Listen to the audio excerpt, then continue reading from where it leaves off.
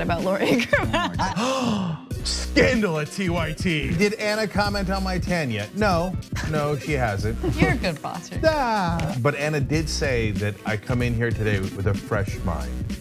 That's all I'm about. I'm about a fresh mind. I can't with you right now. Okay? She just can't. She can't, but nonetheless, we have to for another 3 hours. I'm back, baby. Let's rip in the Republicans. See, don't miss the live show. That's great. Tell people, if you're a member, you get the whole live show whenever you want, because this stuff doesn't go into any of the clips.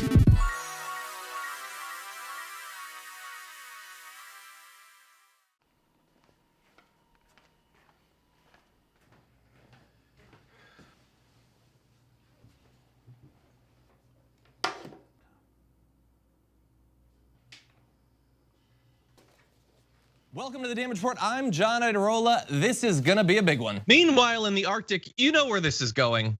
You watch the Damage Report, the Arctic's on fire. Obviously, why would we be talking about the Arctic except to tell you that it's melting once again? The Republicans aren't that interested in it. I wonder why. Lift out of poverty up to 3.7 million people, including an estimated 1.3 million children.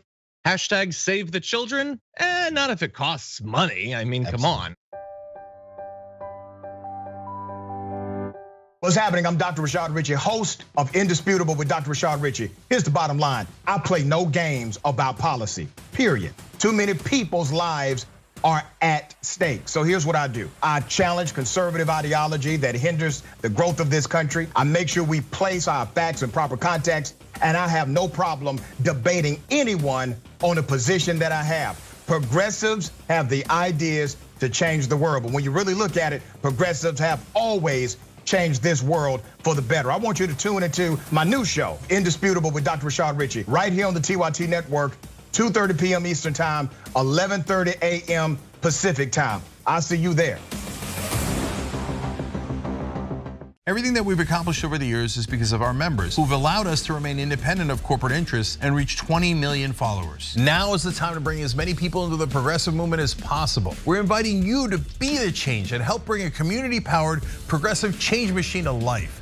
Details are at tyt.com/change. If you're a member, thank you. We need you to remain so. If you're one of the thousands of viewers out there who's not a member yet, the time has come for you to join now. We need you more than ever. tyt.com/change.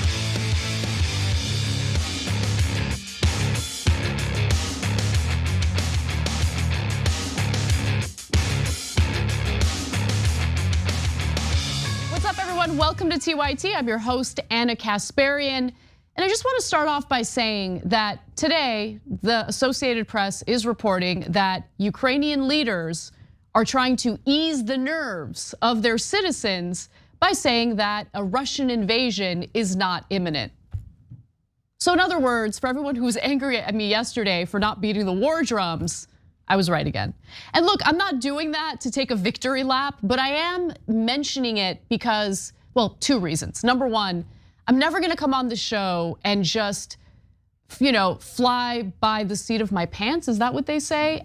I'm always gonna ensure that I have research and data to back up my points, okay? The moment I don't have the receipts, I don't have the data, you can call me out and I'll deserve it. The other thing is, I forgot what this is the other thing. Listen, when you hear corporate media pushing for something in unison, and it seems to be almost like an orchestrated effort towards something that's going to involve quite a bit of our resources, question why they're doing it. Question why it is that they don't ask why or how we're gonna pay for something like another war, this time with a nuclear power, while they simultaneously ask about how they're gonna pay for policies and provisions that we desperately need, including universal health care, including universal pre-K, all of the things that got blocked in the Senate in Biden's Build Back Better agenda. So this isn't me trying to tell you I'm better and I know what I'm talking about. This is really about trying to get you guys, for those who might be a little more skeptical of the point of view I had yesterday, to read the way media reports these stories with a critical lens. Don't take things at face value. Make sure you don't believe what they say regarding sources from various think tanks that are oftentimes funded by the defense industry. Just be a little more critical when you read these news reports and don't fall for that culture of fear that we get from corporate media, especially when it comes to foreign policy matters. Anyway, with that said, we have an awesome show ahead for you guys today. We're gonna have a guest on the show today in the first hour to discuss one of the little talked about issues involving homeless people in the country, some of the failed policies that we're seeing in states like California, so we're gonna address that. In the second hour, Francesca Fiorentini will be joining me again. Super happy and grateful that I get to host with her 2 days in a row. And then in the bonus episode for our members, John Idarola will join me to answer your questions. So if you're a member, you can actually send in your questions and we're gonna try to get to as many of them as we can. So yes, today is our monthly Ask Me Anything. Cenk isn't here, so John will be here to help me with that. So without further ado, why don't we get to our first story, because it's a perfect example of how we can't just rely on charity programs or mutual aid to do what we need the government to do what we need in regard to nationalizing pharmaceutical companies. So let's discuss.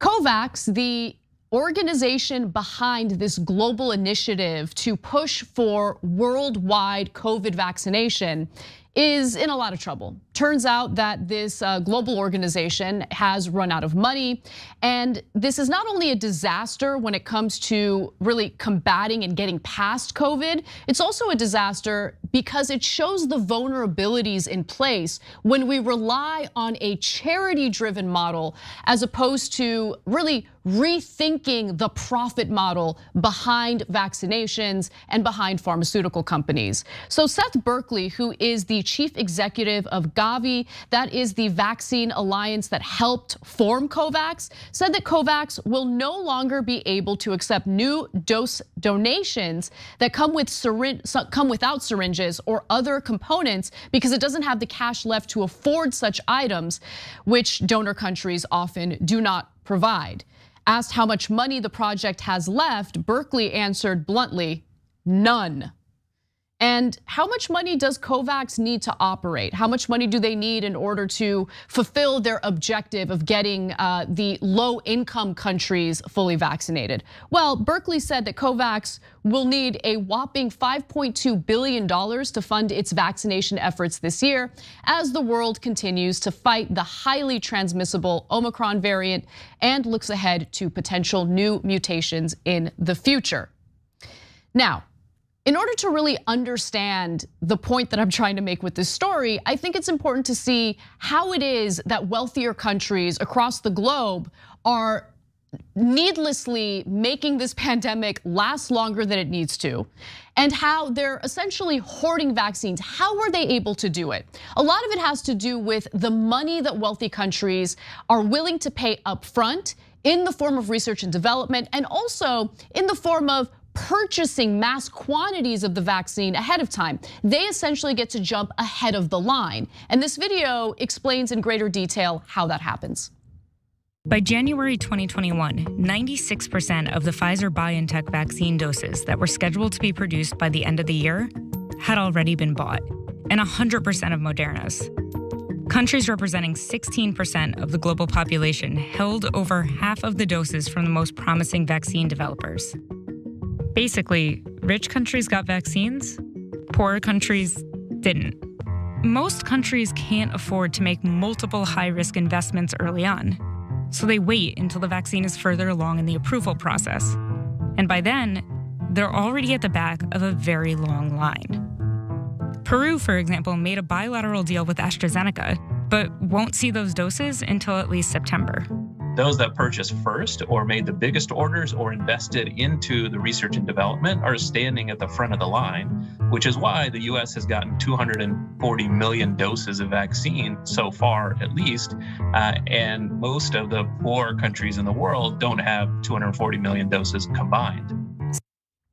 So that video was a little outdated. So when you hear the figures there, just understand that it's a video that Vox had put out in April of 2021. But it did a good job explaining in detail how this process works, why it is that wealthier countries are able to jump ahead of the line and get access to these vaccines before low-income countries are able to do so. It is because of these deals that they make with pharmaceutical companies while providing a significant portion of the funding for research and development for the vaccine. And it also has to do with the fact that they have the resources necessary to buy mass quantities of the vaccines ahead of time in these deals. Now, Covax came along, right? Covax formed in response to the inequality that we're seeing in regard to vaccine distribution.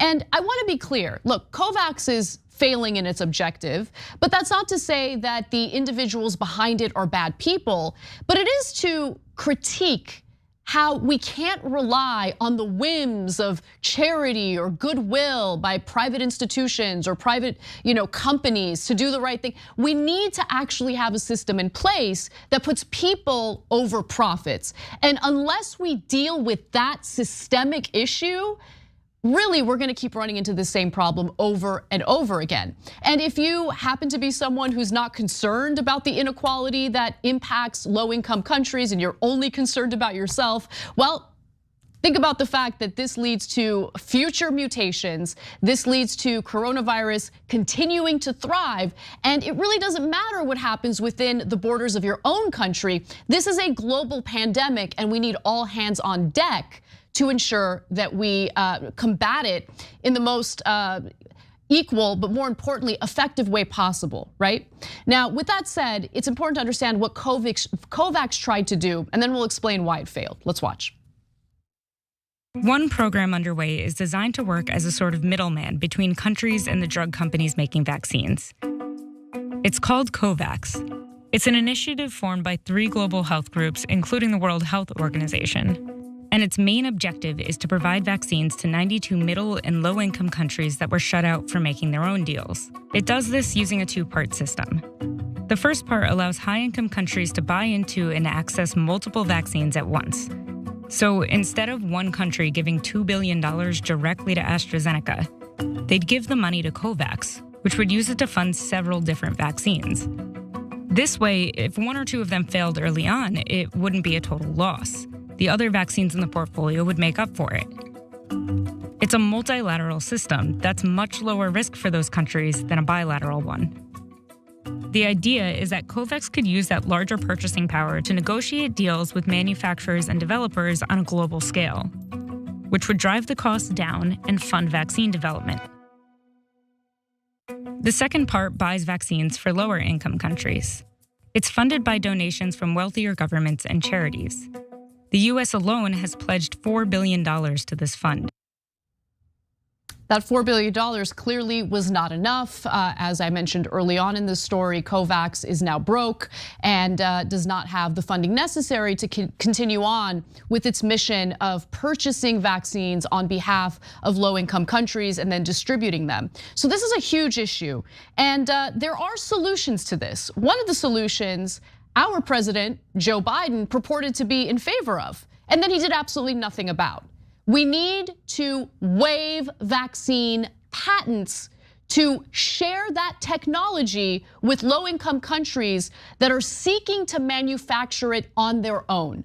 That is a simple solution to it. But as we know, there is a very aggressive lobbying effort to prevent that from happening, not just here in the United States, but also in several wealthy European countries as well. As an epidemiologist from Yale says in this tweet, this is why the charity model of vaccine delivery cannot work. We hoarded doses, made big promises, and yet shared that technology now for mRNA COVID-19 vaccines. Pfizer and Moderna are prolonging this pandemic with their greed. And that's absolutely true. And again, let me just reiterate, Biden supports waiving the vaccine patents rhetorically. I mean, he put the language out there, but he needs to do more than that. Is he willing to go further to ensure that he actually follows through and this actually happens? Well, despite benefiting massively from public funding, the corporations have refused to share their vaccine recipes with the world, and the Biden administration has thus far declined to use its legal authority to force their hands. Again, saying that you support waiving the vaccine patents is very different from actually using the power you have to make it happen. And Biden has not made it happen. And of course, there's also been pushback from wealthy European countries as well. Now, there are other issues with Covax, and I wanted to get into that. Since its inception in 2020, the vaccine delivery effort has been hindered by internal dysfunction, as well as pharmaceutical companies not living up to their contractual obligations, leaving Covax with fewer doses than expected. And doses also frequently arrived in recipient countries later than planned or close to their expiration dates, leading to significant waste. Seems like there's a far more efficient way to do this. Let me continue. And if you want to take a look at how much this inequality, vaccine inequality, impacts low-income countries, to date, just 9.7% of people in low-income countries have received at least just one coronavirus vaccine dose, according to Our World in Data. One recent analysis estimated that the world needs around 22 billion additional mRNA doses to end the global pandemic. It's just so abundantly clear that what's standing in the way of dealing with this pandemic effectively is the profit motive that's been in place for a while. We've all experienced it on a personal level when we have a medical emergency, when someone in our family needs a pharmaceutical drug to stay alive and they can't afford it. We've all experienced it on a personal level. Now, for the first time in a very long time in this country, we're dealing with it on a mass scale, and it's not just about this country, it's about the globe. When you put profits over human lives, this is what you're gonna get again and again. You're gonna have a shortage of hospital beds because it just doesn't make sense profit-wise to have hospital beds that typically sit empty for several years on end. Okay, you're going to have a system in place where some people have an abundance of access to vaccines and other countries have no access at all. You're gonna have a situation where a pandemic could be dealt with effectively, but is needlessly prolonged because there is a profit motive in place that makes it so. That is the real problem. This is not a negative commentary on the good intentions of Covax, but it is to show that when we just sit back and rely on charities to handle things, we're gonna see failure and we're gonna see people die. And so the next time you hear someone whining about how COVID just won't end, let them know about what's really going on. Let them know about how this is an easily transmittable virus, something that is impacting not just this country, but the world. And the profit motive and the systemic issues that we have in place is preventing us from getting past it. All right, we gotta take a quick break. When we come back, I'm going to have a guest on, Michael Schellenberger, to talk about his book, which has a super provocative title. And we'll discuss the homelessness issue in California and what he has found through his research on the issue. We'll be right back. While the young Turks, the Friday show.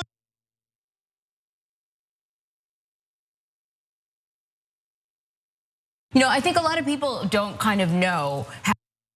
While the Young Turks, the Friday show. It's gonna be awesome. We're gonna help us over here. Drop it.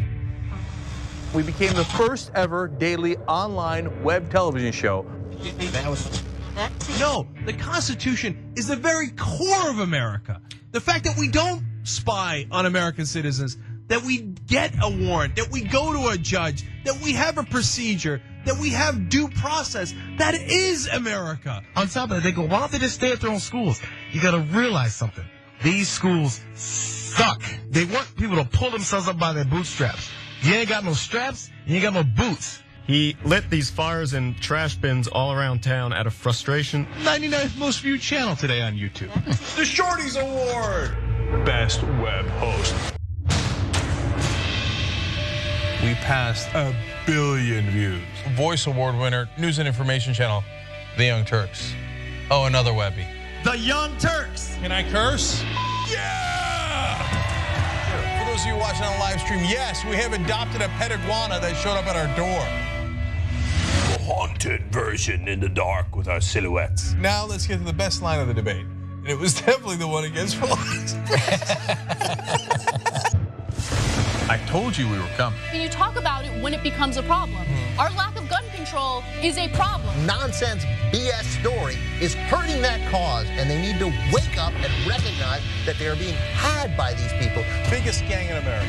Question is, how do we make sure that we blame the person who is dead? What kind of democracy is that? We should never forget that the most powerful people in the world exploited the greatest tragedy in American history to go to war in a country that had a lot of oil. Rolling thunder. That's what this show is.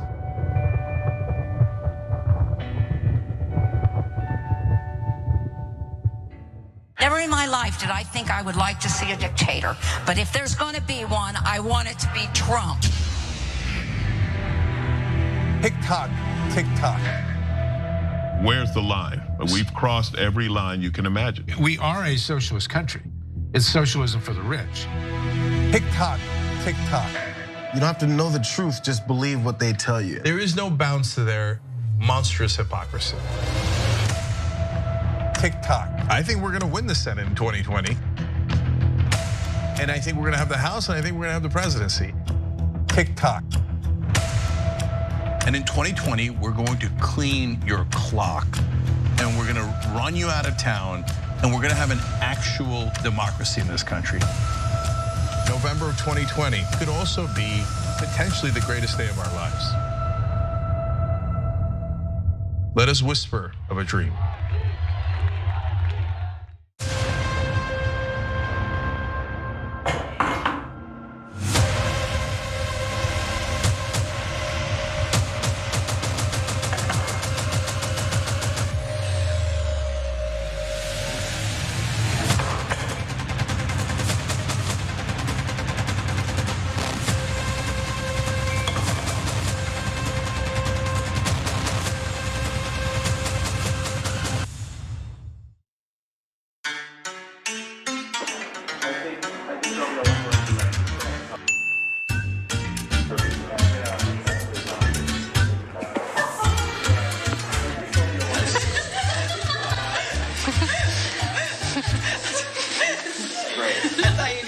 Back to back that I like.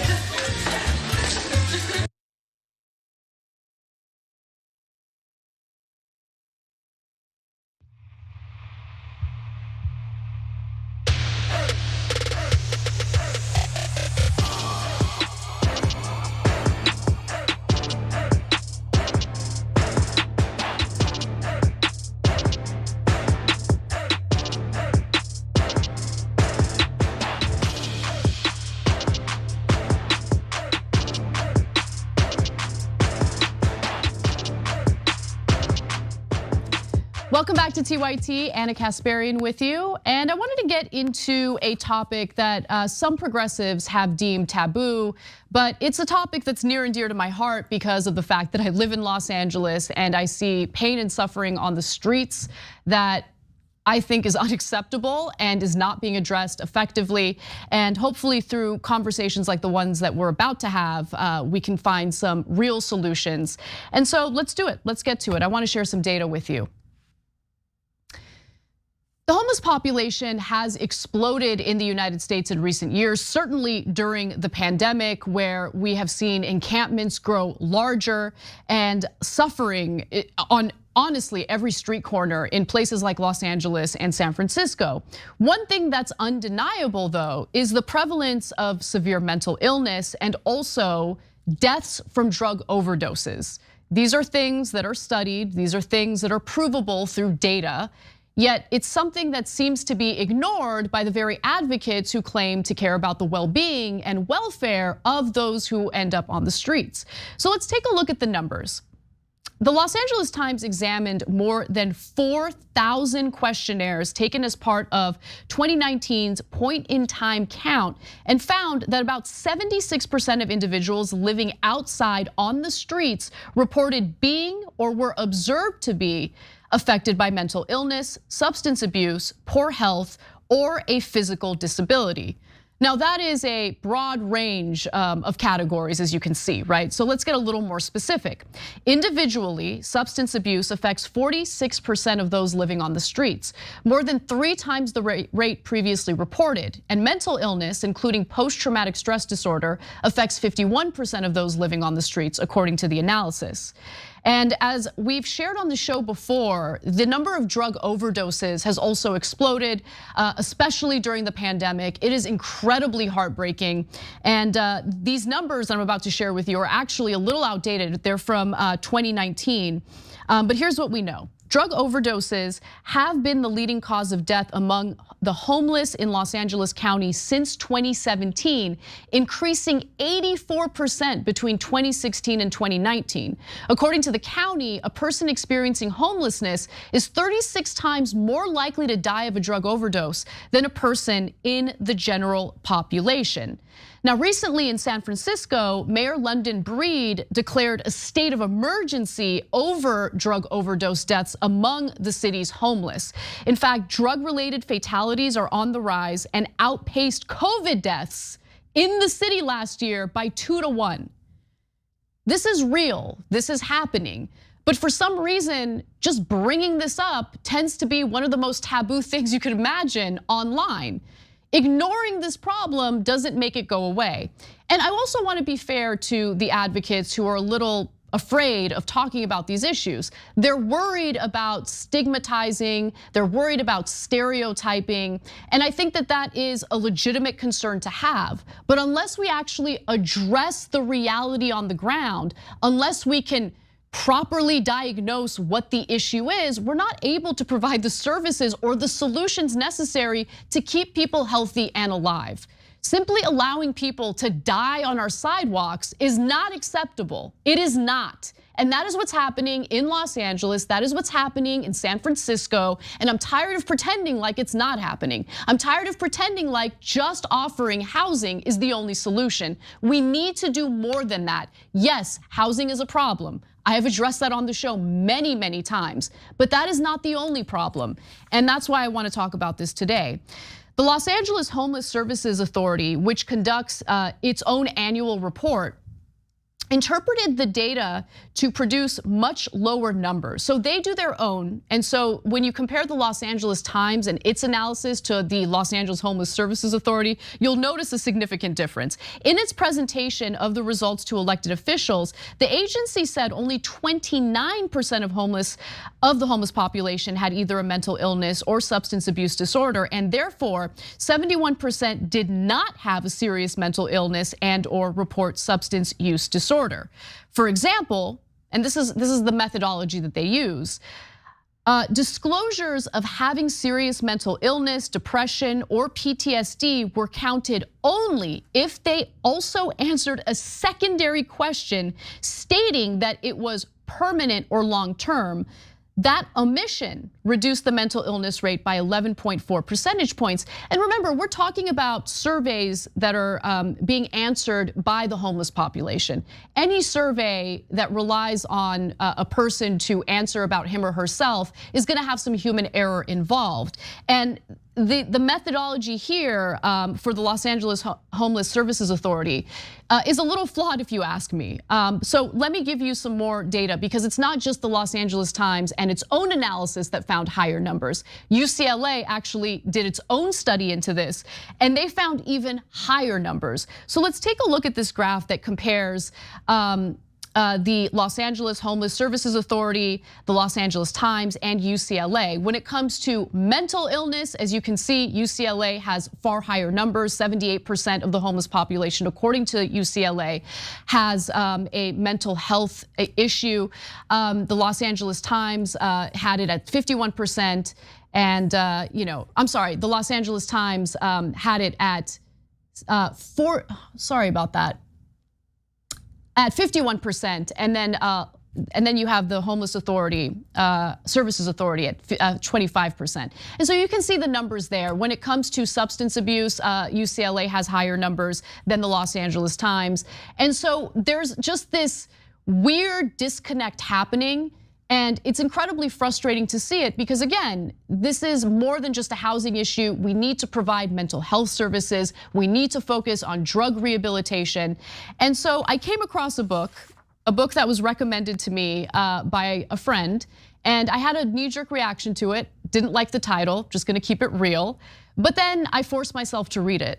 And after reading it, I realized that there were valid points that I wanted to discuss with the author. So joining me now is Michael Schellenberger, author of San Francisco, Why Progressives Ruin Cities. Michael, thank you so much for joining us.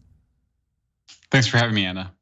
So Michael, I actually want to start off discussing just briefly the title of your book, because I've read your book, and in it, I think you make an important point, an important distinction in terms of what is being advocated for by homeless advocates, which is really this libertarian policy.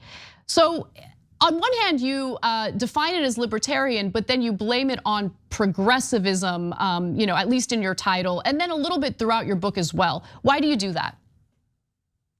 Sure, and let me just start by saying that I come from the radical left. In the late 1990s, I worked for George Soros's foundation to advocate drug decriminalization. I worked with Maxine Waters to advocate needle exchange, organizing civil rights leaders. I still support the decriminalization of marijuana. I have always favored a rehabilitation approach rather than a criminal justice approach, and I still believe that. I also support more housing. In fact, I wrote a column in 2019 calling for more housing, an emergency declaration by the governor of California for more housing. But as soon as I did, I had a number of people email me and say, hey, you can't just describe the people living in open drug scenes, what we call homeless encampments on Skid Row in LA or the Tenderloin in San Francisco, as simply not being able to afford the rent. This is a problem that's driven by drug addiction and untreated mental illness. I interviewed one of the major homeless service providers in Los Angeles, what percentage of people he thought living on the streets were suffering from substance use disorder, which is what we call addiction these days. And he said 100%. And I thought that sounded crazy high. So I thought maybe he was conservative. So I interviewed a very progressive woman who became a character, a real person, Susan Partovi, harm reduction advocate, works with people on the streets. And I asked her, and she said 100%. She said people don't come to live here if they can't afford the rent. People come here for the open drug scene, which is people living in the open air drug market. So there's definitely a housing part of this, but I think we're doing a disservice to people suffering late stage addiction and untreated mental illness to suggest that they're on the street because they couldn't afford the rent. People who can't afford the rent, as you know, millions of people can't afford the rent in California and have moved out of state or moved into a lower rent apartment or moved in with friends and family. The folks that end up on the street overwhelmingly are people who, because of their addiction and untreated mental illness, ended up on the street. And look, I see it anecdotally just by living in Los Angeles and experiencing it firsthand. But anecdotal evidence is not really indicative of a larger trend. But then you look at the data and you see a larger trend. And so talk to me a little bit about the response that you're seeing from local lawmakers in California, which of course is being fueled by activism and organizing on the ground, and why you have deemed it, and I think this is an accurate interpretation, a libertarian rather than a progressive approach.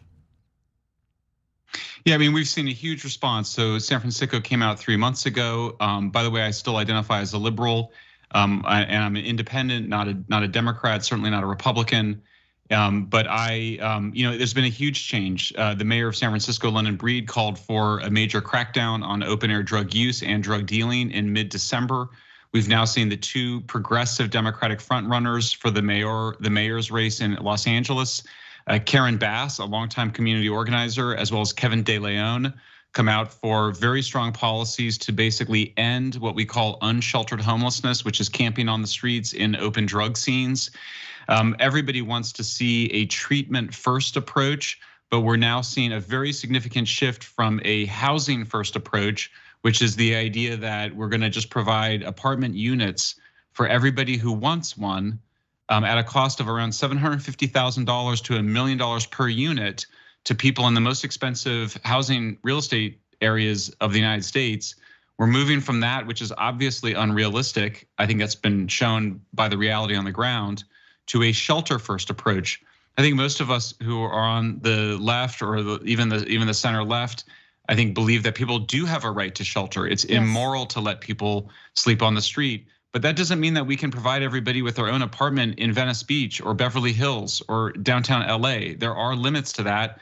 It creates perverse incentives. You don't have to be a dogmatic, conservative, free market libertarian to know that that's just not going to work. The cost is just too high.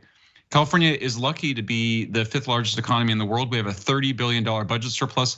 We could have, Anna, the same high quality psychiatric and addiction care that Amsterdam, the Netherlands has, and which I use as the case study for San Francisco.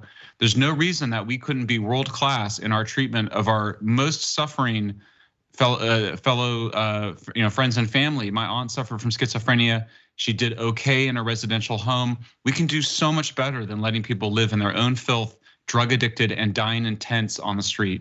Yeah, I actually want to add a little more to what you're saying in regard to the housing situation, because California voters overwhelmingly voted in favor of a ballot initiative known as HHH. They voted to raise their own taxes in order to pay for housing for the homeless. And so everyone's heart is in the right place.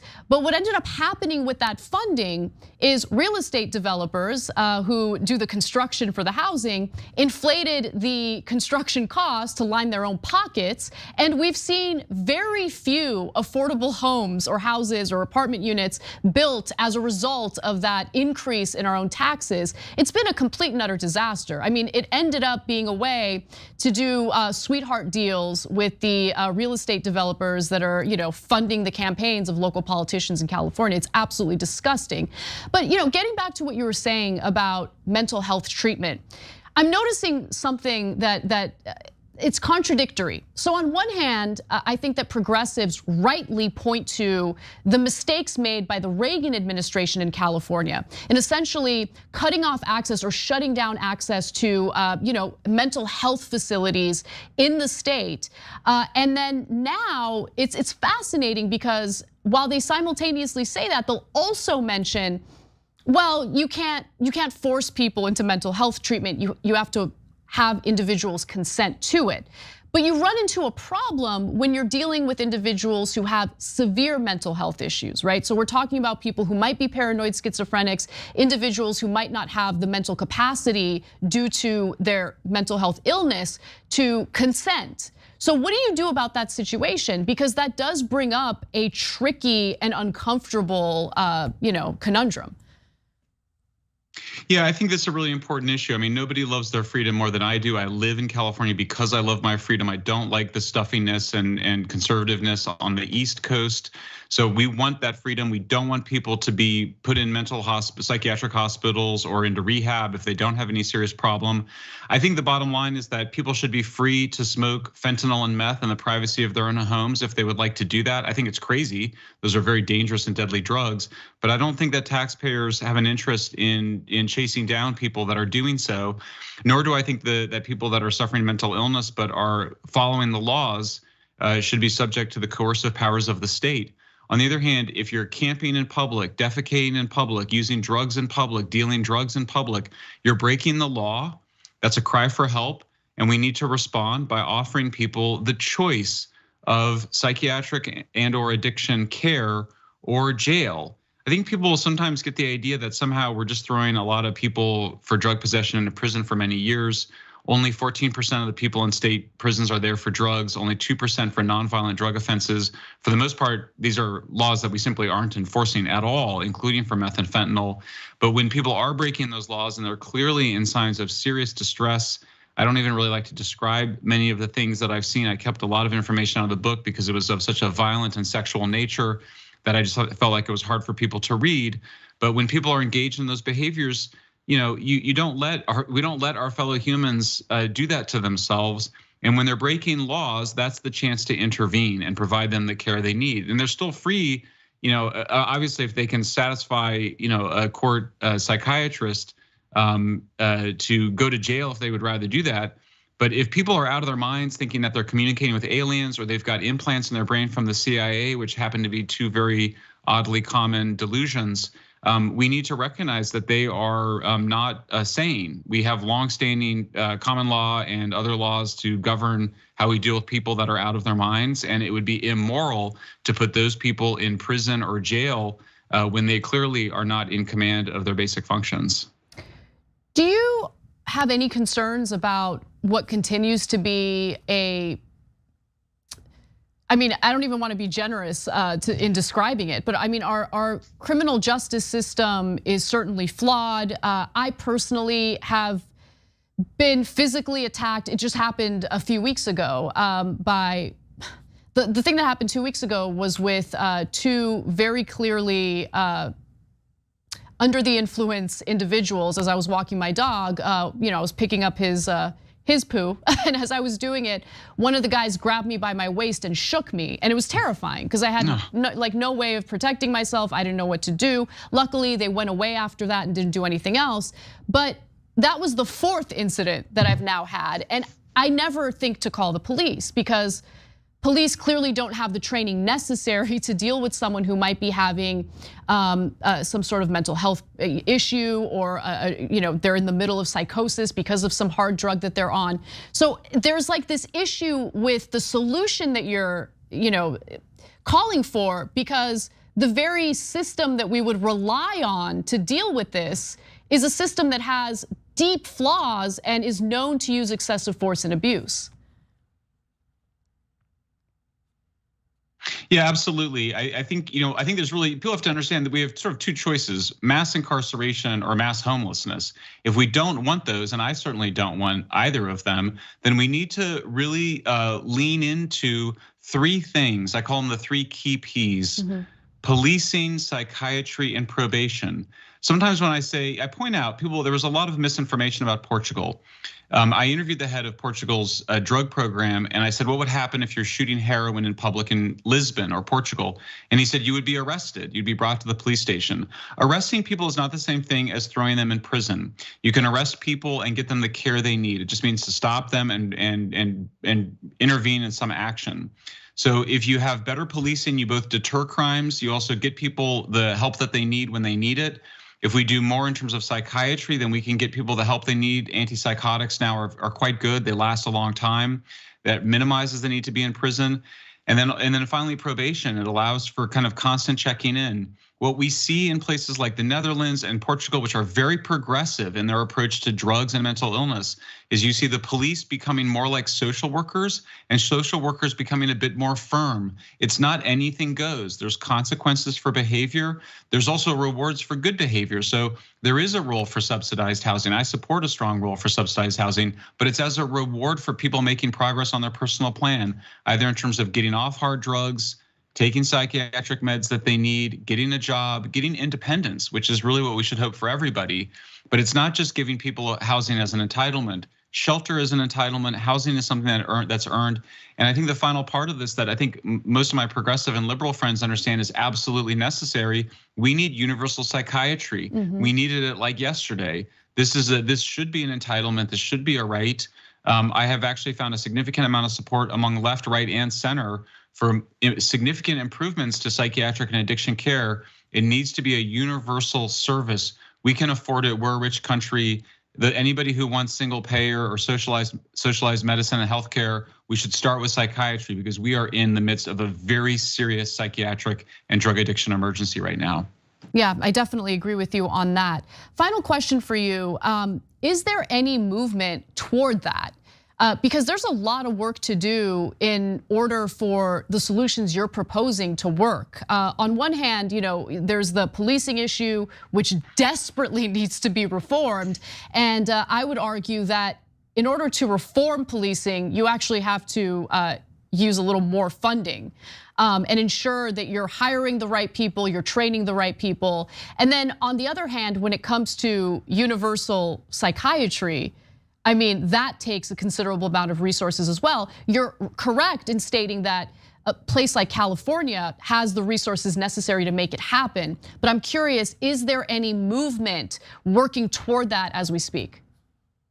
Very significant movement. And in fact, there's been a really lovely history, a secret history in some ways, or little known history of Republicans and Democrats working together to expand mental health care. It's an issue that had been shrouded in shame and taboo for many decades, but there is a law in the books that says that we need what's called so-called parity in terms of health insurance providers, including the government, providing equal treatment for mental health issues as well as physical health issues.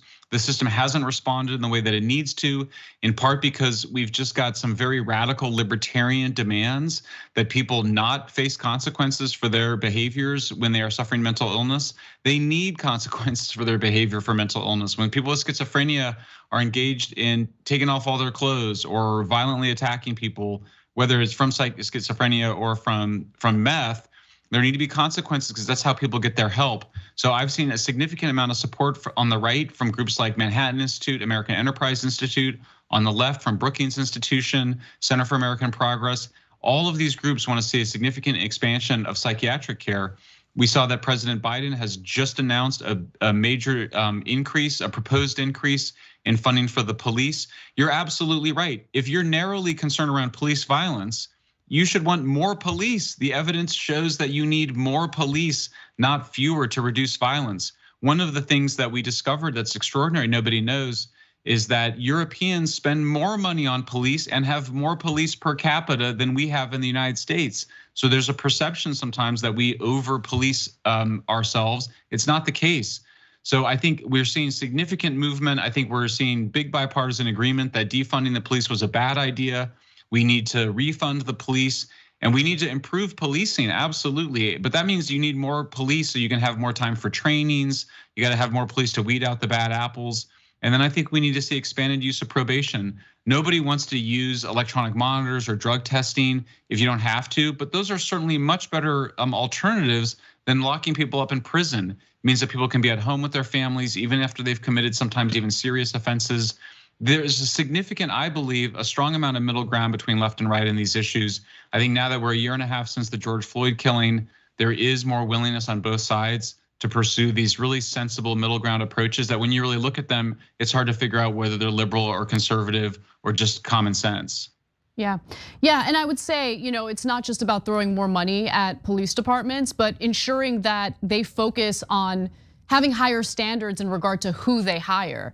I mean, if you look at police departments that have higher standards for education, for instance, they typically have less incidents involving accusations of excessive force, which should be considered an incredibly important job. And the vetting for that job should be far more extensive than what we're seeing now.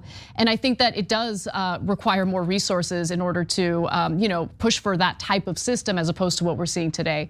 All right, Michael Schellenberger, thank you for being generous with your time and sharing your perspective. And I just want to note, this network is known as a very progressive network, and we gave you a platform to share your perspective. I know, Thank you. Yes, I know that you were concerned about progressive censoring you, but I think it's important to have these conversations.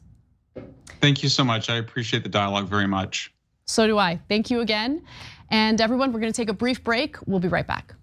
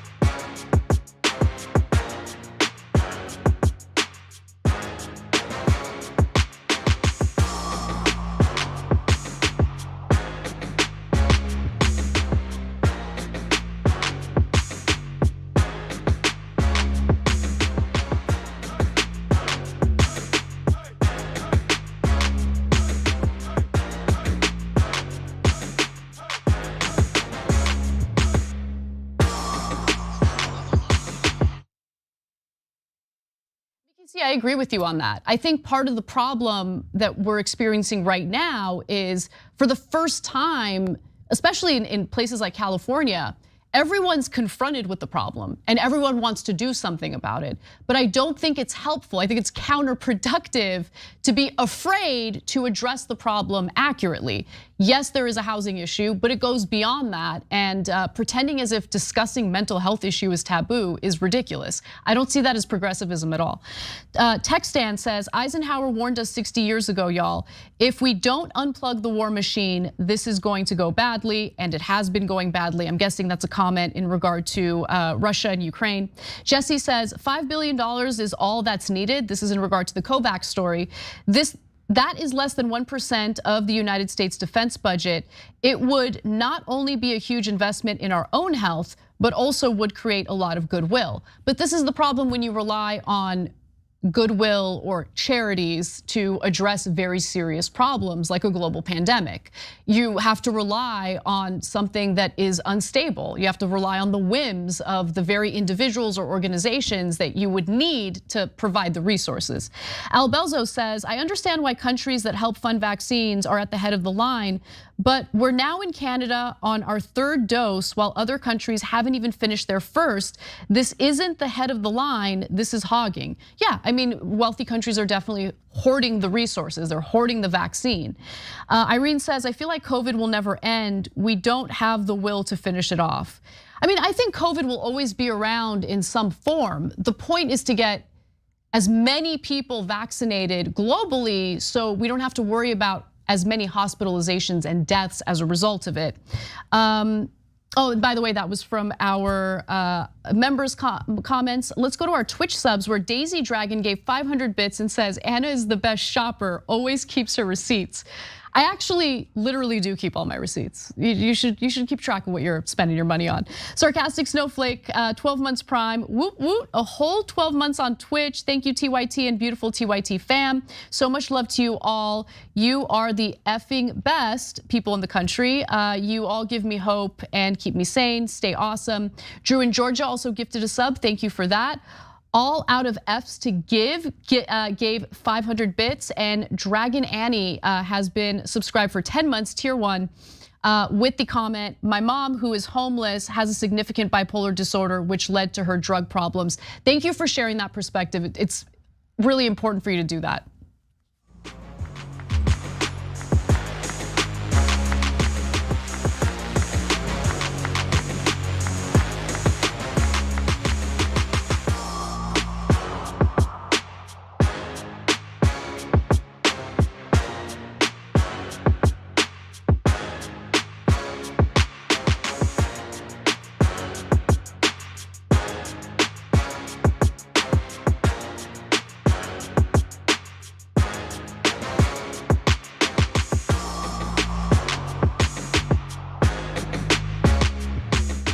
Welcome back to the show. I just want to read a quick comment from our Twitch community. I was reading it during the social break, but ran out of time. Dragon Annie writes in and says, my mom, who is homeless, has a significant bipolar disorder, which led her to drug problems because she had no way to shut out the paranoia and have some kind of balance. And I think that that's what a lot of people end up resorting to as a result of the lack of access to mental health treatment and mental health care.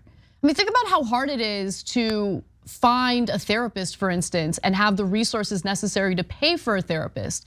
So many people in this country go without when they desperately need the help. And in a lot of cases, it's something like depression and anxiety, which I don't mean to minimize, but imagine what it's like for someone who's experiencing bipolar disorder, schizophrenia. I mean, it is absolutely devastating. And to pretend like that problem does not exist, I think is a disservice to the very people that we're trying to do right by, which is why I want to have these conversations. And they might be uncomfortable, and to be sure, that conversation was a little uncomfortable, right? It really does challenge some of the preconceived notions that I myself have had.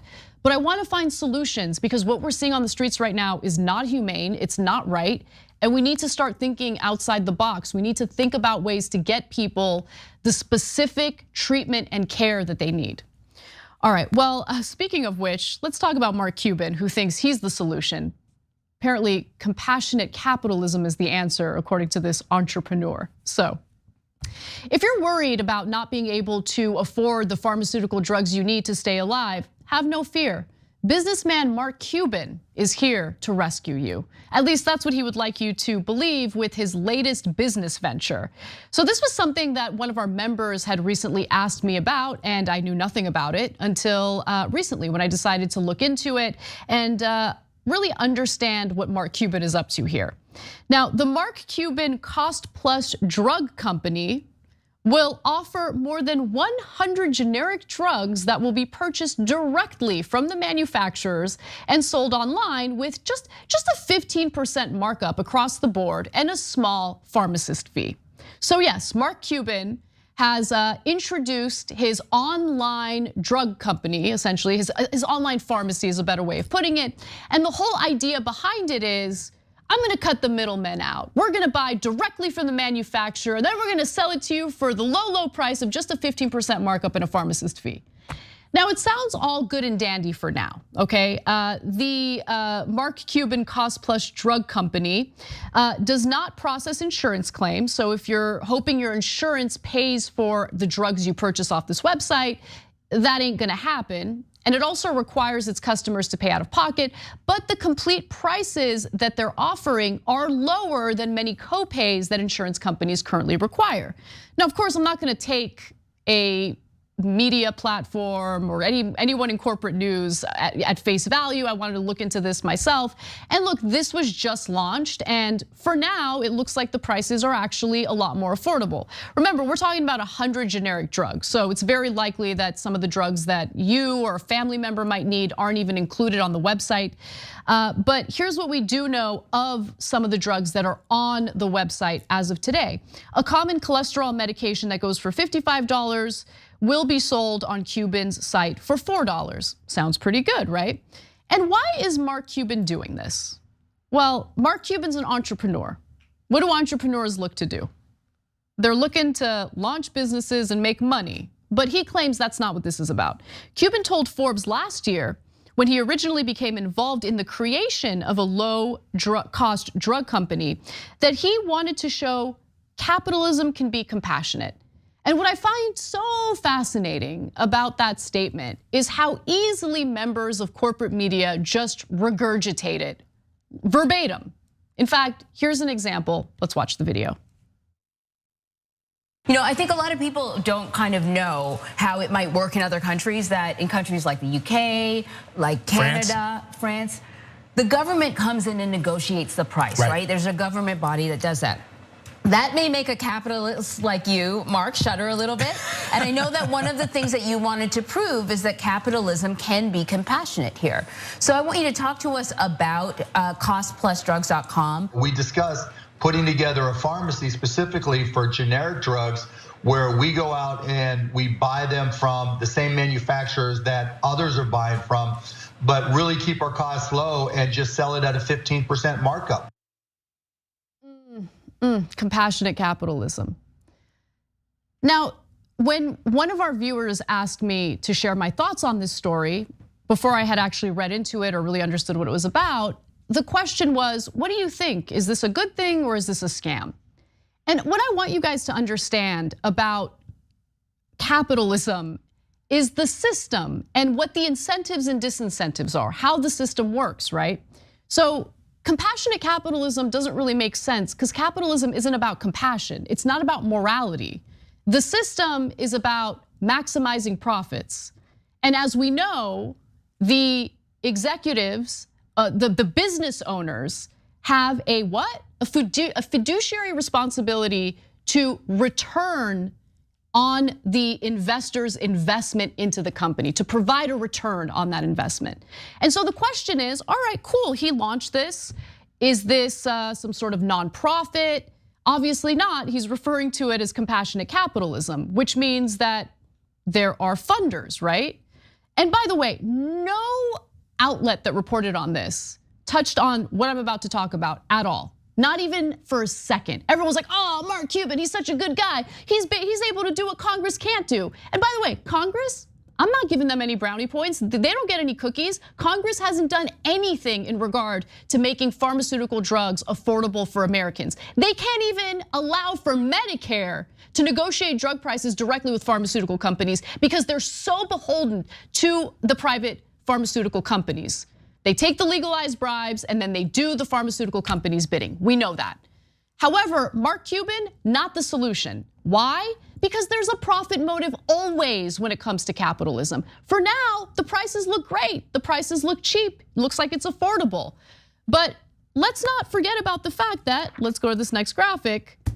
Mark Cuban Cost Plus Drug Company actually does take some money. Now, Mark Cuban Cost Plus Drug Company has not announced any IPO plans as of now, making it a private company. Hence, retail investors will not be able to buy stock yet and may have to wait for the company to go public. So that's not even out of the question yet. So it's a private company, but that doesn't mean that there aren't investors. It's actually backed by venture capitalists. So let's take a look at the next graphic, which will give you an overview of the company. It says that it was founded in 2016. I'll tell you why in just a second. It actually had a different name with the same scheme behind it. But as you can see, the latest deal amount, $1.3 million, it has 3 investors. So there are 3 individuals who have invested a considerable amount of money to launch this business. At the end of the day, it is a business. Now, did those 3 investors provide the seed money for this out of the kindness of their own hearts, or are they expecting a return on their investment? And in order to get a return on that investment, what do you need to do as a business owner? Cut costs, maximize profits. So for now, they have 5 employees, according to this overview. They claim that they're gonna continue to keep their costs low. But if you're planning to be the solution to a broken system that puts profits over people, how is this one small company with 5 employees gonna provide the pharmaceutical drugs necessary to keep Americans alive? You're gonna have to hire more people. Labor ends up becoming the most expensive part of running the business. That cuts into profits. Are they gonna go public? It seems like it's something that's being considered. It's not about whether Mark Cuban is a good guy or bad guy. It's about how the system is supposed to work. That's what capitalism is.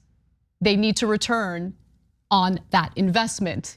That seed money wasn't provided out of the goodness of their own hearts. If it was, this wouldn't be a company. This wouldn't be identified as a capitalistic venture. You guys get what I'm saying? So just think about all those Silicon Valley companies, all of those app-based companies that came out with all these great products like, oh, Uber's so great, Lyft is so great.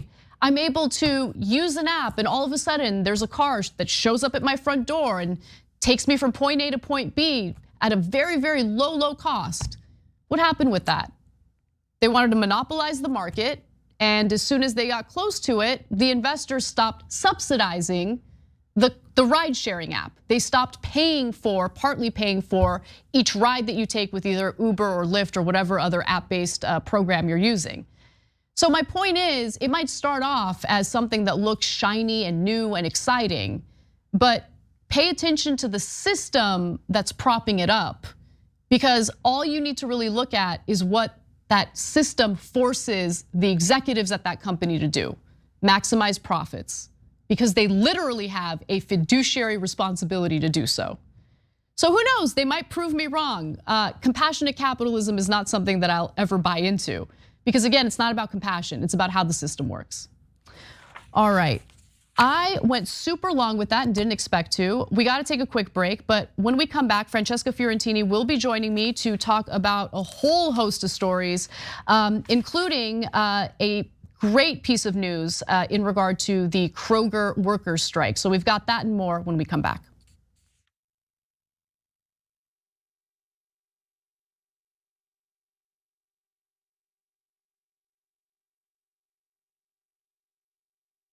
You know what the progressive movement needs? It needs a little energy, a little pizzazz, maybe a little caffeine. Oh, coffee. But what if it was too strong coffee? Yes, new, TooStrongCoffee.com/TYT. Look, this helps progressive causes. It's also organic and fair trade, so you've got peace of mind that it was done right. and it happens to taste great. So check it out right now at twostrongcoffee.com/TYT. That 300 million is a pretty good number, Well, that's the size of the US population. You know what our next target is?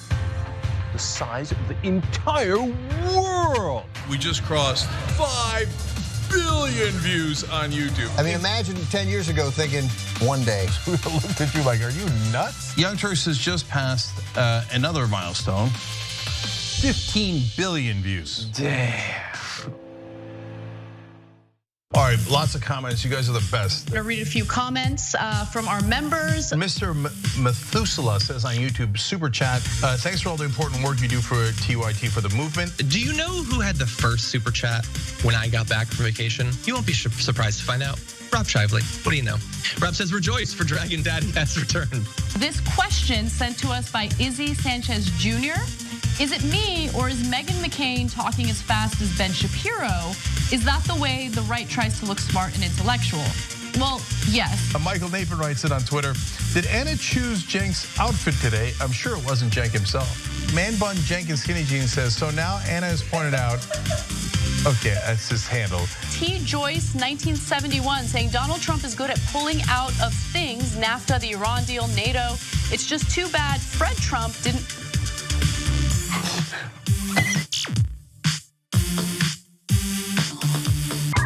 All right, let me do a little quick plug here. It's not even a plug, I'm bragging, okay? I'm bragging, watch me. We have a channel on YouTube, a whole channel devoted just to the Young Turks. It's badass, right? Wow, man. I can see the void. You guys are rock stars. Unbelievable. Senator Sanders, welcome to Rebel Headquarters. Man, you guys are amazing. We gave you what you wanted. Okay. Speaking of shirts. I have a surprise. You reached a lot of people. You are the Young Turks. And we have spread that progressive message wide and far. Let's keep it going.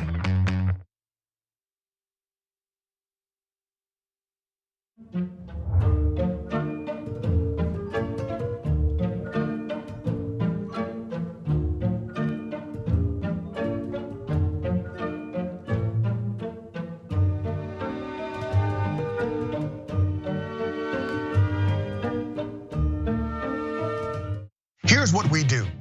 We go beyond the headline. We are willing to engage in transparent conversations with those who do not think like me.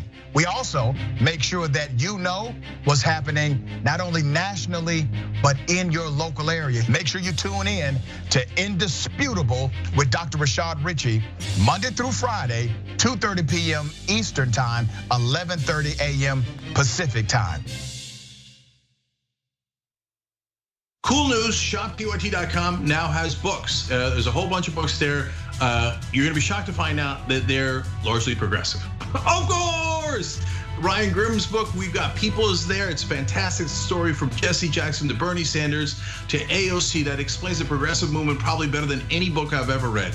Speaking of awesome books, my dad's got a book out called The Original Young Turk, where he goes from the poorest olive farmer you ever met in your life to living the American dream.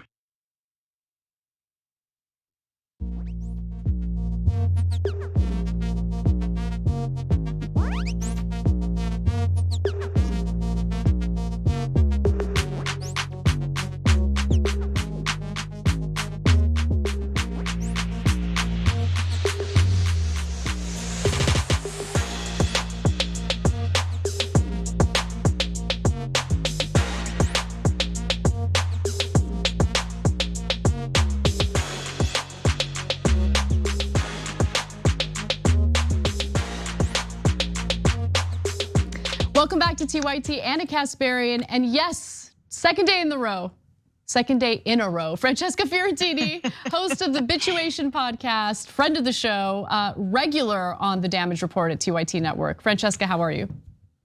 I'm good. I'm everywhere. This Friday I'll be on JR's new show. Nice. Very exciting. I love it. I love it. Everyone check out the watch list. You can go to youtube.com/watchlisttyt, or you can check out JR's show live every day. we've got like so much programming on TYT now, live programming. We've got the damage report, we've got Indisputable, we've got Watch List, we've got the main show, we've got the conversation, lots of great stuff. And then that doesn't even include all the programming on our Twitch channel, Woznia, we've got Happy Half Hour. So lots of stuff for you guys to check out. Francesca, you have a show on the Twitch channel as well. You wanna tell the audience about it? Oh my gosh, that's what I thought you'd never ask, except I pointed at my face. Yeah, no, every Wednesday from 1 to 3 Pacific, just taking you right to the main show from Dr. Richie right to Anna on Wednesdays. This is the Twitchuation Room, obviously kid sister to the Bitchuation Room podcast, but we have so much fun. And when I say I just mean me and the chat. About Twitch. It's a very active and fun community. So if you guys haven't already, definitely check that out. I wanted to also just read a few super chats because I'm definitely behind on that. So thank you to everyone who's written in. Jeff Waldorf writes in and says, thank you, Anna, for covering this very important story about how greed is prolonging the pandemic. Izzy Sanchez says, love TYT, always speaking truth. You guys provide me hope in these dark times. Thank you for everything you do. Thank you for that super sweet comment. Andrew Grew says, should be law that if any public funds are used for research and development in medications, the government owns the patent. Oh my God, I totally agree with this. Or the public votes to set the price caps on said meds. No, I think the public should own it. If we're paying for it, it should be ours. So I agree with your first take there. Matthias says, I think his point on intervention is highly relevant. This is in regard to the interview I had with Michael Schellenberger. What that looks like is the question. My grandson, I guess, was a juvenile probation, good firm intervention, does work when implemented well. Yeah, and that's really the conundrum as it stands today. Like relying on the current criminal justice system that we have in place right now makes me incredibly uneasy because I don't want the pendulum to swing toward mass incarceration. And I know that's not what Michael Schellenberger is calling for, but I do think that we need to reform our institutions to really carry out the solutions that he's calling for. But it was an interesting conversation. Hopefully you guys enjoyed it. With that said, let's start off the second hour with some good news. Yep, that's me. You're probably wondering how I ended up in this situation.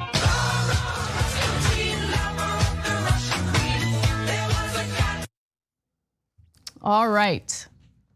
After a massive strike involving over 8,400 workers over 10 days, Kroger employees have finally won themselves a new contract. This is an update on a story that we covered in regard to striking workers in Denver, Colorado. And the update is super exciting. So let me give you the details. Workers at the Denver area King Soopers grocery stores approved a new 3-year contract on Monday that includes wage increases of more than $5 an hour for some employees. The contract also creates more full-time employment opportunities and more stringent workplace safety measures.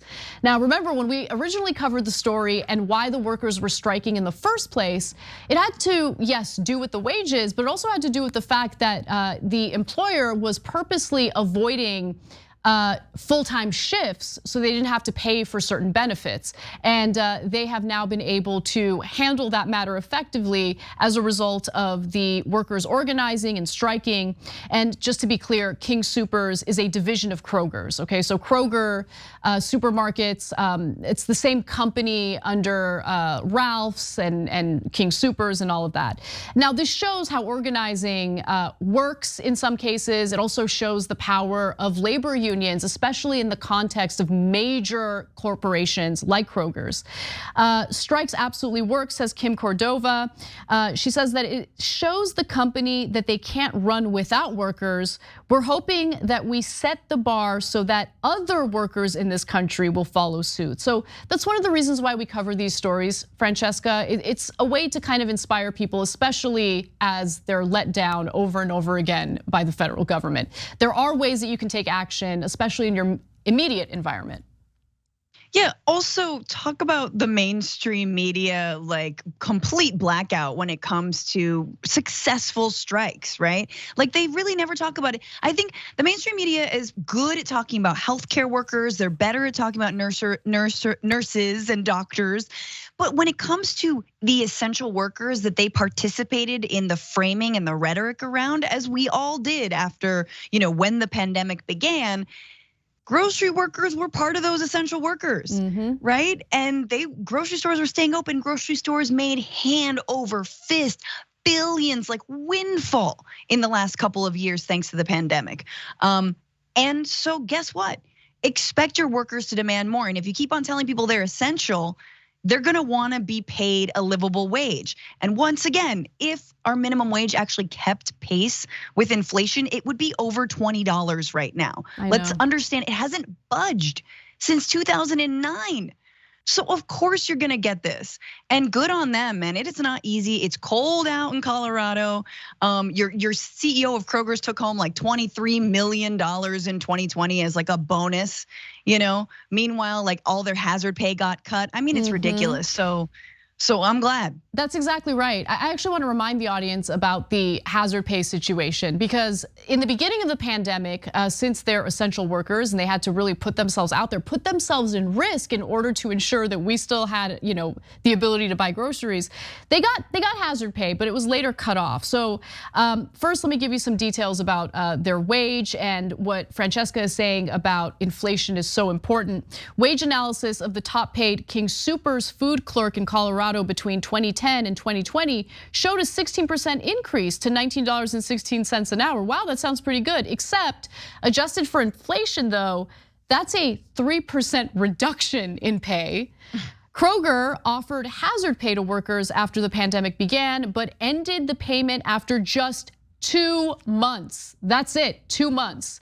Despite the chain's sales going up by 30% in 2020. And this was one of my favorite comments from Kim Cordova. She's the head of the union representing these workers. She said this: the companies were thriving, but our workers didn't thrive. Know what our workers got? COVID, attacked, beat up, spit on, slapped, overworked. And the company, they did great. They did absolutely great sitting behind their desk doing their job by Zoom. And let me just be clear, Kroger has a significant net worth of $84 billion, and the company's CEO makes $22 million a year. And so clearly they could afford to improve the working conditions for the workers in addition to giving them the compensation that they're asking for, that they deserve. But remember, simply asking politely for it doesn't go far enough. These workers had to strike in order to get what they wanted, and they had the protection that's offered by the union representing them in order to do so. So again, we share these stories with you because while things might seem hopeless, it's also important to celebrate the wins that we're seeing on a company to company level, on a local level, for instance, because people are still taking action and they're making some serious progress as a result of that.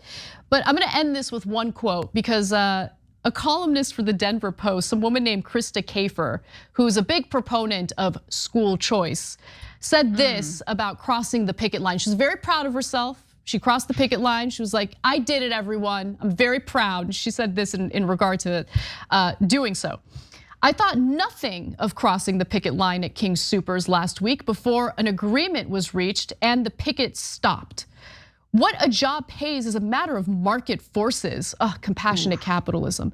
Not a contest between good guys and bad guys. I'm not going to serve as a prop in that play. If Kroger employees don't get the raises they want, they owe it to themselves to check out new opportunities elsewhere. As my dad taught me, you're not owed anything in this life. Just remember statements like that when you hear Mark Cuban claiming that compassionate capitalism is a thing. It's not a thing.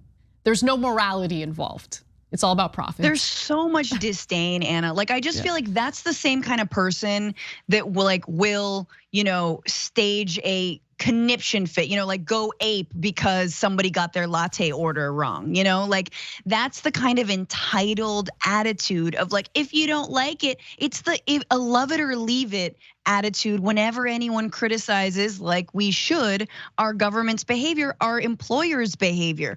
Like just because you want to fix it, you should leave. And by the way, let's remember that people are resigning en masse, and there are workers and a lot of grocery stores that are trying to sweeten the pot to attract more workers. So yeah, I also want to say that the other thing that I think about when these strikes are successful is the fact that there are a lot of dark moments in strikes where you don't know if it's going to be successful. And in Kroger's case, they tried to get a restraining order against people who were on the picket line, their own workers trying to get a restraining order for them just being outside protesting, right? I mean, you've got Amazon's changing stoplights outside of Bessemer, Alabama, where they tried to unionize at a warehouse. So there's so many tactics. And at the end of the day, they pulled through and they can continue to pull through. And not only that though, and you know this, when you have a win in the labor movement, man, that's galvanizing. Because there's probably a lot of other workers who were like naysaying from the beginning and now they're like, oh, okay, look at that. Look at that, you know? Yeah. And then it's politicizing and galvanizing. Yeah, galvanizing is the right word. Not only in the context of their workplace, but across the country. And that's why we're seeing this labor militancy for the first time in literally decades. And that's the only thing that's really giving me real hope. You know, people ask me oftentimes like, how do you manage to remain sane with all the terrible news you cover every day? And it's because there are wins and we need to acknowledge them and celebrate them when we see them. And this is a good example of that. All right, well, I want to do one more story before we go to break. And this is probably one of my favorite stories of the day because it's always the people who are most privileged that happen to whine about COVID. Bill Maher wants everyone to know that he is tired of COVID, doesn't want to hear about it anymore, doesn't care about it anymore. Later, we'll get to the perspective of someone who actually matters because she works in the healthcare industry and is dealing with COVID on the front lines. But before we do that, why don't we listen to a little of what Bill Maher had to say? But we didn't have Omicron when we were here a couple of months ago. That's the new one. And that one's very milder, much milder. We should be celebrating this. But of course, very easy to catch. Well, most people don't even know they have it. You know, it's a milder thing. It's like, you know, it shoots its viral load and you go, wait, did you? Anyway, hopefully we're getting out of this soon. I can't take it much more. No, it's just gone on too long. Nobody cares anymore. Last night, the Grubhub delivery guy was eating my French fries right in front of me. I mean, too long. I don't want to live in your paranoid world anymore, your masked paranoid world. You know, you go out, it's silly now. You know, you have to have your mask, you have to have a card, you have to have a booster, they scan your head. So, you know, it's during his monologue, he's trying to address it with humor, but the point still stands. He's sick of COVID, and I get it. COVID fatigue is real, it's a thing. If someone is like an ordinary worker and is fed up with COVID because, let's say, they have to enforce mask mandates and ask customers to mask up and they're dealing with combative, unbearable people, they get to complain, okay? What I don't understand is, I don't know, look, we live in California that tends to take COVID more seriously than, say, a red state. Everything's pretty much open. Like, why are people, especially privileged individuals, whining about this right now, especially as we're still dealing with a surge due to Omicron? Like, just relax, bro, you're gonna be fine. You're fed up with it? Like, how is it inconveniencing you so much that you have to like dedicate your monologue to it? It's amazing. Absolutely, yeah. I mean, well, I have other problems with Bill Maher, mostly that he reads his jokes like he just heard them for the first time, and definitely did not have any hand in writing them whatsoever. So, like, obviously, there's hats off to the people who have to put up with him in the writer's room, because he does not get his own jokes. And anyway, I could go on about that, but like, at this point, it's just really irresponsible, you know? And I think that what I hate about the way that this country has so patchwork addressed this health crisis, this public health crisis, is that it has been completely individualized. Even Joe Biden has said this is for the states to figure out. It's nothing coming from the federal level. And then one too many, you know, Jen Psaki foot in the mouth situations. And hey, we got 4 tests and a few N95 masks. So maybe this works. Maybe there is a federal solution. The problem is that in 2 years, there's been a lack of leadership because we have this laissez-faire, everything must be my own individual, freedom of choice, freedom, whatever. And it doesn't matter whether you think it's real or not, the approach has been the same. And so that's why it's fallen on each person to make their own weird calculation as to whether they want to expose themselves, and it sucks. And then you've got Bill Maher, who, for lack of a better term, I mean, is a leader, is a voice who's got a large platform. And it is highly irresponsible for him, as cases are vertical lining, hospital beds are completely clogged, to say, I'm done. You know what? I don't really care about immunocompromised people or the kids. Kids who can't get vaccinated. Ew. Anyway, they're full of snot. You know what I mean? Like, what happened? I get that I'm tired too, but like the answer isn't to get annoyed and spread that, because it feeds into that anti-vax stuff. The answer is to be more precise about how we're careful to support people in their efforts to be careful. Well, one person who's legitimately fed up and has the right to be fed up is a nurse who recently went viral. She's a 26-year-old neurocritical care nurse who spent the last year working as a travel nurse in Colorado, California, and rural Oregon. And once you watch this TikTok video, you'll understand why she's fed up. Let's watch. One thing that I wish more non-medical people understood when they bring up the survival rate of COVID is that no beds in the hospital means no beds, means no beds. No beds for your stroke, no beds for your heart attack, no beds for your car crash, no beds for your sick child. No beds means no beds. And you might be very comfortable with the survival rate of COVID, but how comfortable are you with the survival rate of a massive M1 MCA stroke with no TPA, because we can't accept you at any of your local hospitals because our ED is overflowing with patients already? Are you comfortable with those odds? I bet not. Last January was some of the darkest I've ever seen in my life.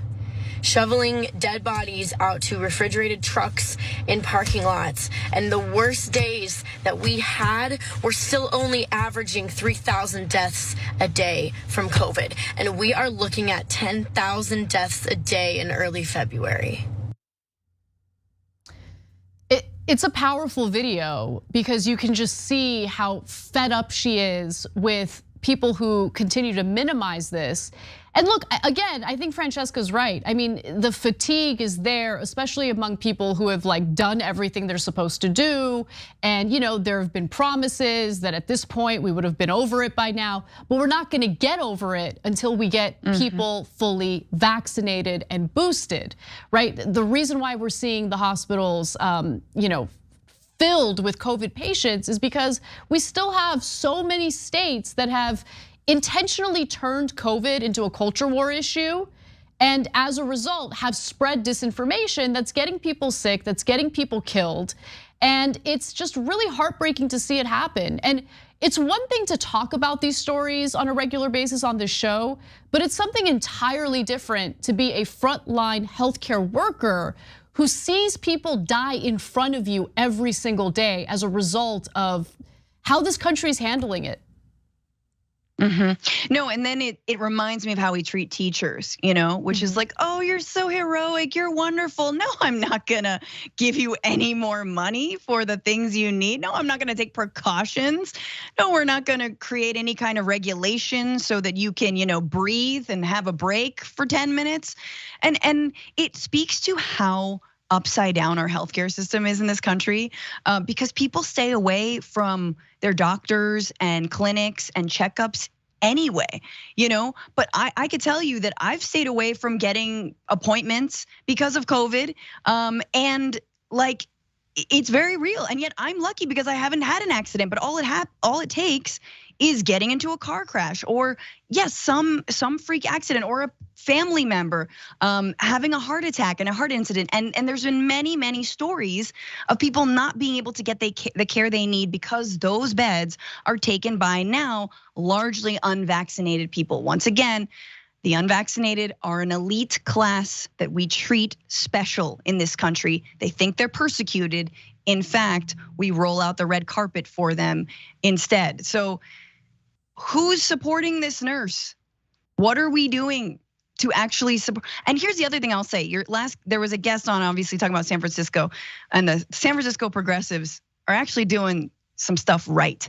They pay people for the time that they need to take off because they got COVID. So $1,000 for for a week to recover from COVID, right? Mm-hmm. And primarily going to working class, low income people of San Francisco.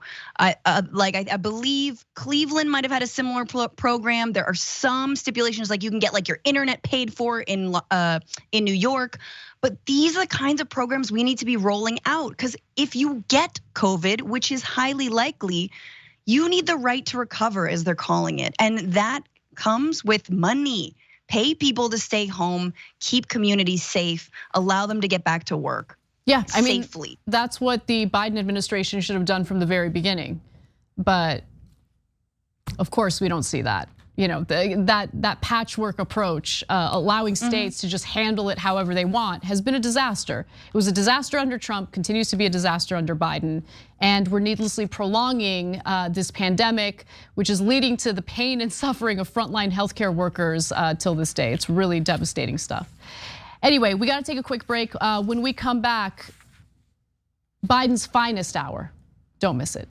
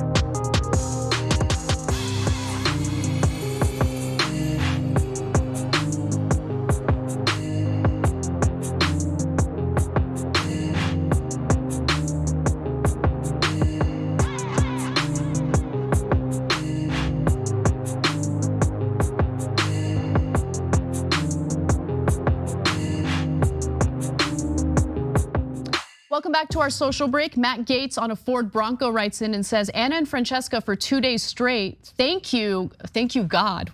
Anna, here's a quote by Robin Williams on W. Bush.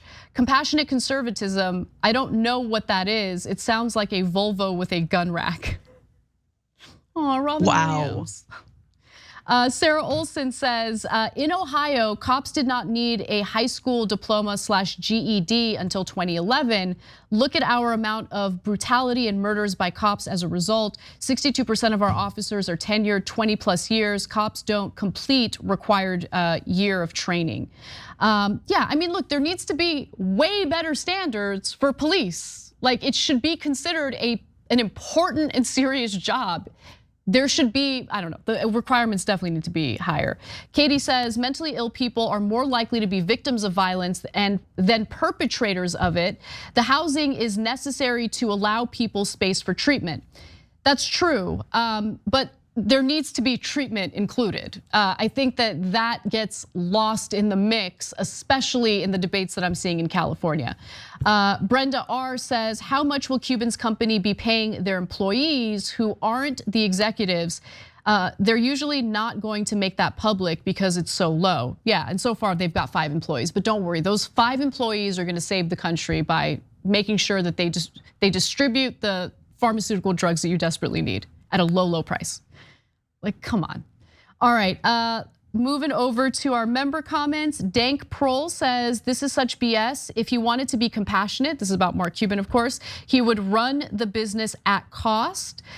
Progressive Rock says, thank you again for the reporting on the Mark Cuban pharmacy, Anna. I thought it sounded too good to be true and knew you would give the story its due diligence. Hopefully costs remain low, but I guess prospective customers / patients, I hate that they are the same thing, need to check that they don't end up paying more than they do currently. Yeah, so since it doesn't take insurance, if you are insured, just check what your prescription copay is. And if it's lower than what Mark Cuban is offering on his platform, cool, definitely go in the traditional route.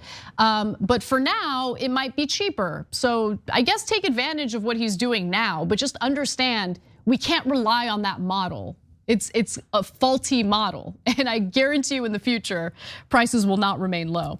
Marijuana's #3 fan says, I work for Fry's, a Kroger store here in Arizona. I was working 6 days a week, 60+ hours a week for 3 months at the start of the pandemic because we didn't have enough people to work the curbside pickup service. It was literal hell. Yeah, mandatory overtime has become a really big problem with a lot of these companies, especially with the Great Resignation. Let's get back to the show.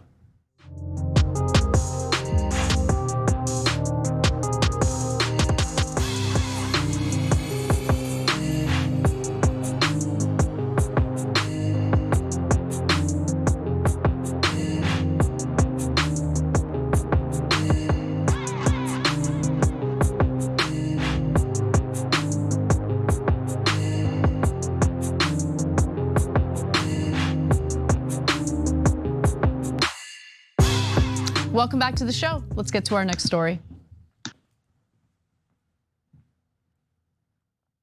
Cool. Will you take questions on inflation? Do you think inflation is a political liability? That's a great asset. More inflation. What a stupid son of a bitch. What you just saw, ladies and gentlemen, was President Joe Biden's finest hour. Look, I'm joking, that's hyperbole, but I'd also be lying if I didn't tell you that I loved it. That was Biden's response to Peter Doocy's question about inflation. Doocy was trying to ask whether he sees inflation, if Biden sees inflation as a problem for upcoming elections. And it was, to be clear, it was a dumb question. It just was. And so Biden responded to it in a way that I thought was amusing. And now conservatives are losing their minds as if the guy that they supported didn't incessantly attack the media by referring to it as enemy of the people and all sorts of other inflammatory comments. I just think comparing the two is ridiculous. If Biden was constantly attacking the media, yeah, I'd have an issue with it, no question. But he had a hot mic moment and it was kind of hilarious. What do you think, Francesca? I totally agree. I think that's really important context for the, like, I don't think it's presidential to say SOB all the time. No, obviously not. But it was a dumb question and he didn't think he was still on the mic. And it was also an incredibly old man moment. Like he didn't say SOB like in a hateful way, just like, oh man, what a stupid, almost like some empathy for him. Like, oh, what must it like to be inside of, Peter Doocy's brain? Like it just, there's a lot of space at least. But like, I love that occasionally you wonder whether Biden is with it. Like, is he hearing the question? Is he on it? Is he, and this was like, not only did he hear it, but he heard it for how dumb it was. A very rhetorical leading, is inflation bad for you? Like, yeah, man, what do you think? And responded in that dry sass. Like, I like it. It shows me he's with it. No, I definitely enjoyed that. And that's about all I enjoy about Biden these days. So it's a very, very low bar. And obviously it has no real impact on any of our lives. But nonetheless, apparently Biden called Doocy to kind of clear the air after the fact. And Hannity and other conservatives aren't buying it. They're making a big deal about this because guys, guess what? This is the kind of stuff they hope for. This is the kind of stuff they're dying for. Because what else are they gonna talk about on their shows? It's always the latest like manufactured scandal, the latest manufactured culture war. And so I guess here's Hannity losing his mind over that moment. In about an hour of that exchange, he called my cell phone and he said, "It's nothing personal, pal." And we went back and forth and we were talking about just kind of moving forward. And I made sure to tell him that I'm always gonna try to ask something different than what everybody else is asking. And he said, "You've got to." And that's a quote from the president, so I'll keep doing it. All right, I want to be your negotiator here. And I would like to negotiate a 20-minute sit down with you and Biden one-on-one. I think that would be, I'm a Christian, I believe in forgiveness. Okay, did he apologize? He cleared the air, and I appreciated it. We had a nice call. That's not an answer. Did he apologize? That doesn't sound like an apology. He said it's nothing personal, pal. And I told him that I appreciated him reaching out. Hey, John. The world is on the brink of like World War III right now. I get with all this stuff going on. I appreciate that the president took a couple minutes out this evening while he was still at the desk to give me a call and clear the air. At least he called you pal. All right, so Hannity wants the apology. Ducey seems to be a good sport about it. I'm actually kind of shocked that Hannity's reaction was more level-headed than Glenn Greenwald's reaction to this, because he went like above and beyond. Grave attack on press freedom, Glenn Greenwald writes. This is what the Nazis did, incited hatred against those who challenged them. Solidarity with Peter Ducey. It's a dangerous time to tell the truth in America. I hope all press freedom groups and other outlets will condemn this attack. Oh, right. Substack blog post number 1, Substack blog post number 2. Money, money, money. I am mad. This is a guy who will respond to like an egg avatar with like the utmost, like an entire diatribe. Like, how dare you, sir? Terminally oh my God, online. Well, thank you for blocking me, sir. You really did me a favor. And you're such a goofball. Like, we think Peter Ducey's a goofball. Woo, I think Greenwald has him beat. Look, at Peter Ducey can take a joke. He's like, yeah, it's fine. I mean, granted, he's a heel. We understand. Yep. He's like Fox News's little errand boy. He's the, he's the cousin Greg of Fox. And it's very funny to me that he was like, yeah, he didn't apologize, whatever. He's, we're cool. Anna, do you think Biden should have even called Peter Ducey at all? I don't care.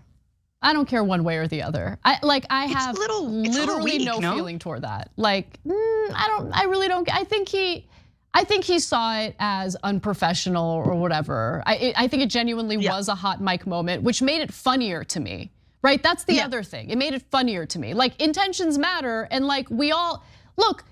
Who wouldn't think that that was a stupid question? And he made a mistake by not realizing the mic was hot, and he said what he said. He said what he was thinking out loud. He vocalized it. And so he apologized. He called him and tried to like clear the air. I'm fine with that. I don't care. What I do care about though is the false equivalency to Donald Trump. What I do care about is Glenn Greenwald, who served as like an apologist in regard to Donald Trump's behavior on many occasions, minimized Trump's behavior, especially toward the media on many occasions, and then now is comparing Biden's moment to Nazism. Like, come on. Like, how does anyone take this guy seriously anymore? Like, how do you do it? It's impossible. It's literally impossible. No, I mean, right wingers take him seriously because he follows the golden rule that they all play by, which is it's okay when I do it. That's it. That's all they play by. Their rule is hypocrisy. And so, I remember pick an issue, but I remember when Carlos Maza was being attacked homophobically, I believe by Rubin. It was Rubin or it wasn't Rubin. It was the other heel. Anyway. There were a bunch of right wingers doing it. It doesn't matter. But yeah, he was and then Greenwald's like, buck up, Carlos. It doesn't matter if you got, attacked like, for being gay. That doesn't matter. You guys are all snowflakes. It's like, no. Which is it? Are you being attacked or not? Are you snowflake or not? Like, it can't just work for you and not for anybody else. And so, of course, he's using the same Holocaust comparisons that the right loves to use, but no one's gonna call them anti-Semitic. No, of course. Right. That's only reserved for critics of Israel. Right. No, and it's also amazing because people like Glenn will also minimize what happened with the Capitol riots on January 6th. That's no biggie, right? In fact, the Capitol rioters and their rights were violated. But Biden having a hot mic moment and like hilariously saying son of a bitch, like Nazism, that's what that is. Just ridiculous. And by the way, I do want to just provide a flashback to 2017. This was a moment featuring late Senator John McCain and an interaction he himself had with Peter Doocy. And it might, strike a resemblance to what you watched with Biden. Let's watch. Relationship with the president frayed to the point that you are not going to support anything that he comes to you and asks? Why would you say something that stupid? Why would you ask something that dumb? Huh? My job as a United States Senator is a senator from Arizona, which I was just reelected to. You mean that I'm somehow going to behave in a way that I'm going to block everything because of some personal disagreement? That's a dumb question. There you have it, folks. There's a lot more unity in this country than you realize. You now have both politicians on both sides of the aisle in agreement that Peter Doocy is stupid. What are you gonna do? We can come together. Even Hannity probably thinks he's stupid. Even his dad is like, just give him a job, let him do anything.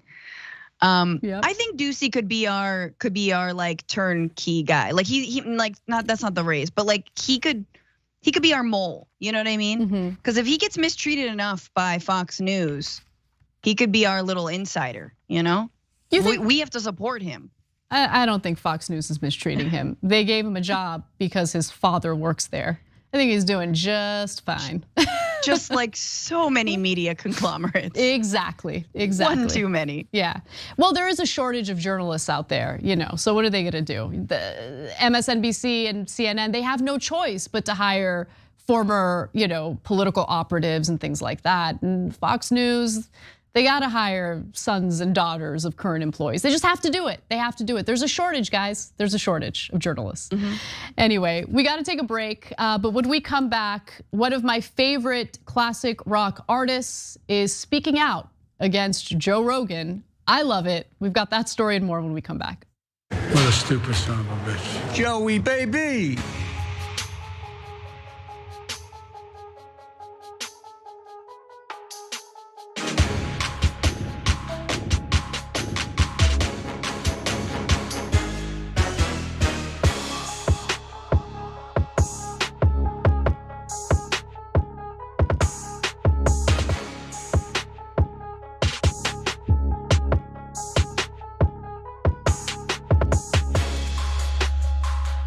Hey everyone, welcome back to our social break. Just wanted to remind you all to watch The Watch List, J.R. Jackson's new show. You can check it out every weekday on YouTube. You can also watch it at 12 p.m. Eastern time, 9 a.m. Pacific.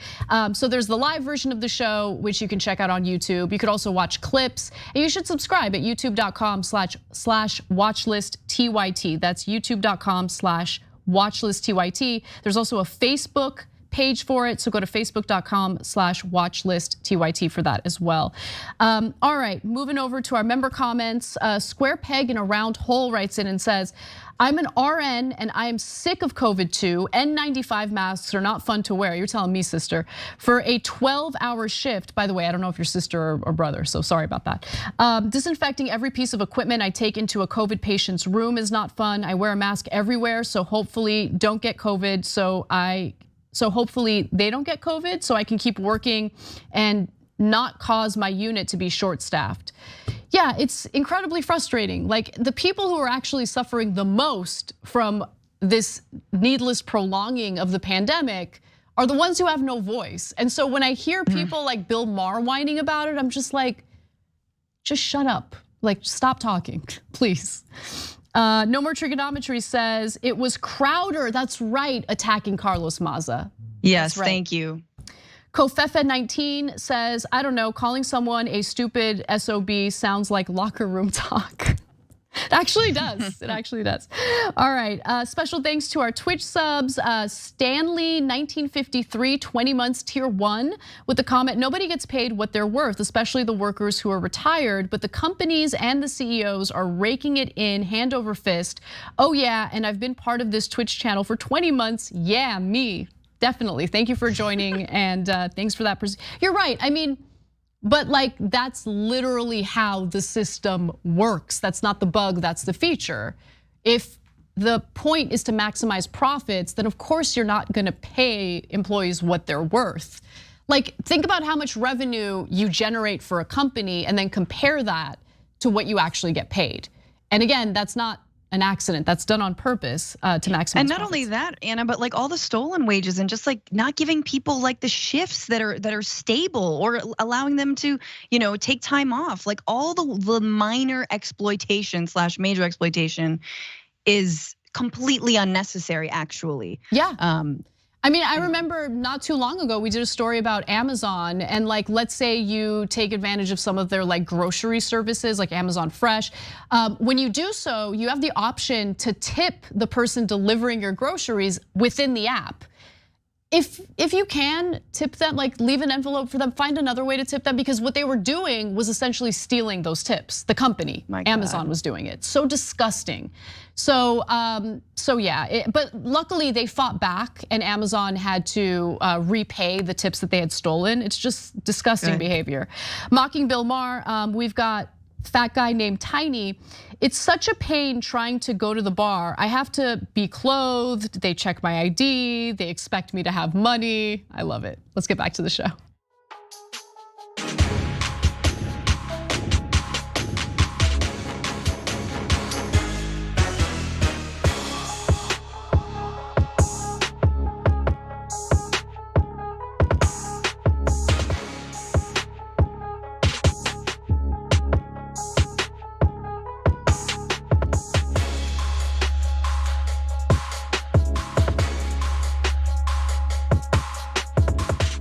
Welcome back to TYT. Anna Kasparian and Francesca Fiorentini with you. Let's get right to our next story, because it turns out that some rock legends are now pushing back against Joe Rogan.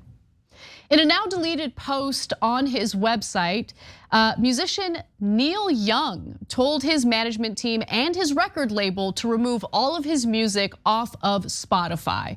Well, why did he want to do that? Well, apparently he's pushing back against the COVID disinformation coming from one of the top podcasts carried on Spotify, the Joe Rogan Experience. So he says this, again, this is the now deleted statement that he had on his website. I'm doing this because Spotify is spreading fake information about vaccines, potentially causing death to those who believe the disinformation being spread by them. Please act on this immediately today and keep me informed of the time schedule. Spotify can have Joe Rogan or Young, not both. And he also said, and this is correct, with an estimated 11 million listeners per episode, the Joe Rogan Experience, which is hosted exclusively on Spotify, is the world's largest podcast and has tremendous influence. Spotify has a responsibility to mitigate the spread of misinformation on its platform, though the company presently has no misinformation policy. And by the way, I want to provide just one of the more recent examples from Joe Rogan's podcast. This was actually kind of a wonderful moment because he got pushed back in real time from his guest, who clearly knew what he was talking about. This was a few weeks ago when he had Josh Zepps on. So just take a quick look at how this interaction went down. For young boys in particular, there's an adverse risk associated with the vaccine. It's like a 2 to 4-fold increase in the instances of myocarditis. Yes, but you know what? Hospitalization. You know that there's an increased risk of myocarditis among that age cohort from getting COVID as well, which exceeds the risk of myocarditis from the vaccine. I don't think that's true. I don't think it's true. No. I don't think it's true that there's an increased risk of myocarditis from people catching COVID that are young versus increased risk of myocarditis from the vaccine. No, there is. There's both. Well, let's look that up because I don't think that's true. Myocarditis is more common after COVID-19 infection than vaccination. But is this with children? Yeah, we're talking about young people. Men and boys aged under 30 after this is what it says here. With children is the issue. Well, no, we were talking about 15-year-olds. Well, we're talking about young children. Male child. 12 to 17. 12 to 17, more likely to develop myocarditis within 3 months of catching COVID at a rate of 450 cases per million infection. This compares to 67 cases of myocarditis per million of the same time following their second dose of Pfizer. Yeah, so you're about 8 times likelier to get myocarditis from getting COVID than from getting the vaccine. That's interesting. Now, that is not what I've read before, but also it's like, even when we're reading these things, it's like, what are we getting this from? Was this from the VAERS report? But even from the VAERS reports, when they report this stuff, it's like the amount of people that report, it's the underreporting. That was fantastic. Now, luckily, Josh Zepps was the guest on his show that day, not one of the many lunatics he has on that just go along with his weird disinformation campaign in regard to vaccines and such. But Francesca, what do you make of Neil Young and his move? So far, his music has not been taken off of Spotify. It's unclear whether that's gonna happen, but clearly he felt the need to speak out. I mean, I think it's incredibly admirable. And I also think it speaks to the benefits / the lack thereof when it comes to being an artist on Spotify who gets paid pennies of royalties, and the entire streaming racket for musicians, even someone like Neil Young, is really bad. They're not getting deals that Joe Rogan gets. They are getting, again, pennies on the dollars for every play of their music. So go and play a bunch of Neil Young right now.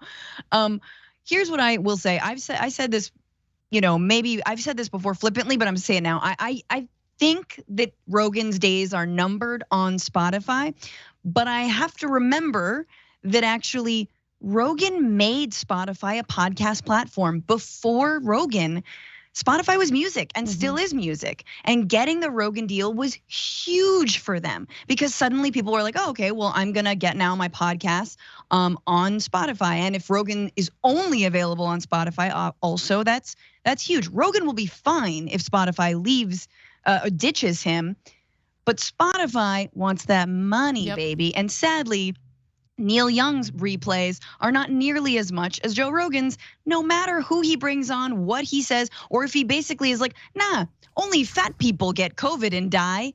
Yay. Is that something you stand behind? And look, I don't believe, honestly, I'm of two minds about deplatforming, but at a certain point, I do think on Spotify, it is a bad look. It's bad. If I were head of corporate accountability or some, role like that, I wouldn't want to be anywhere near Joe Rogan's podcast. I mean, especially now, I don't know why it devolved to where it is today. There were always conversations I disagreed with on that podcast. I used to listen to it regularly, but lately it's just kind of devolved into one weird COVID conspiracy theorist after the next. And what really was striking to me with that interaction with Josh Zepps was it's a different way of handling pushback, right? Whereas before I felt like Rogan was open-minded enough to accept new information, and now it's no, that's not true, that's not true. He gets proven wrong. They look it up, and it's yeah, but it's digging. But how reliable is this information? It's okay, I guess. So there's literally no evidence that's gonna persuade you to think a little differently about all of this. It's just really But that's fascinating. really interesting because he doesn't push back on, let's say, Nazis who are like Gavin McInnes or whomever was hey, let's think about an ethno state. Whites over here, blacks over here, and he's like, wow, that's so interesting. How would you set that up? Would it be I don't know, apartheid? Yeah, ooh, yeah, separate drinking fountains. Have we seen that ever in history? And then when it comes to someone being no, actually, you're parroting false COVID information, vaccine information. He's nah, there's gotta be something more. And okay, so it's very indicative of who he's actually challenging on his show and who he's letting run their mouths. That's exactly right. There's definitely a double standard there, and it's really uncomfortable to watch it because he used to be way more open-minded. And I mean, some of the best moments have come from his podcast back in the day, including his pushback on Dave Rubin and the post office. It's one of my favorite Joe Rogan moments. Go back to that. Start thinking for yourself again. I think this is all a knee-jerk reaction to people criticizing him. Sometimes when there's a wave of criticism, you want to double down. People get defensive, but don't get that. Just be better. Anyway, one final discussion we'll have, and this is not really a news peg, but I do think that it's an interesting take on where we are culturally, and it has to do with West Elm Caleb. So let's discuss. West Elm Caleb has taken the internet by storm, I guess. This is a story that got a lot of attention for a short period of time, but there is some social ramifications to it that I wanted to discuss. So the question is this guy, so-called West Elm Caleb, some sort of villain, the absolute worst, or is he just the average 25-year-old bad guy, okay? I don't know if I'm allowed to say this word, so I'm not gonna say it, but D-bag. Is he a D-bag? I don't know. So here's how this all started. It began on TikTok where some women had thrown some allegations against him. He's one of the designers who works with West Elm, which is a furniture company. That's why he's referred to as West Elm Caleb. A woman from New York posted a TikTok about getting ghosted by a man named Caleb after meeting on a dating app known as Hinge. Multiple people in the comment section began replying, West Elm Caleb. It turns out a slew of other women had a similar story with the 6'4" mustache furniture designer, as his dating app profile reportedly described. According to the videos, he love bombed them or initially demonstrated a ton of affection, only to ghost them after a couple of dates. So we're gonna ask you guys what you think about this, so pay close attention to the details, okay? Apparently he was dishonest about the fact that he was dating multiple women at the same time. Regrettable but not newsworthy, writes Liz Featherstone of Jacobin. He sent at least one unsolicited nude photo, which is unfortunately common. He sent them the same Spotify playlist, a creativity fail, especially since he's an art school graduate. And here are some examples of women posting on TikTok about their experiences with him. I got a DM from a lovely girl named Kelly, and this is where things just hit the fan for me. So Kelly DMs me and she goes, hey, I know you've been on a few dates with Caleb. She said, I dated him for the past 6 weeks, sent me a playlist, blah, blah, blah, blah, blah. As you can imagine, I was like, oh, cool. All the shit that I was worried about. Like, he told me he wasn't on Hinge. He deleted Hinge after we were talking. He wasn't on apps, ghosting. And this was like the timeline of her experience with West Elm Caleb was right, not, if not overlapping to mine. Now here's where it gets sick and twisted. Kelly saw in my video that my first date with Caleb was on Saturday. She woke up in Caleb's bed on Saturday. This man randomly is like going MIA, and I'm like asking if he wants to hang out. I'm like, hey, you wanna hang out? You wanna do anything?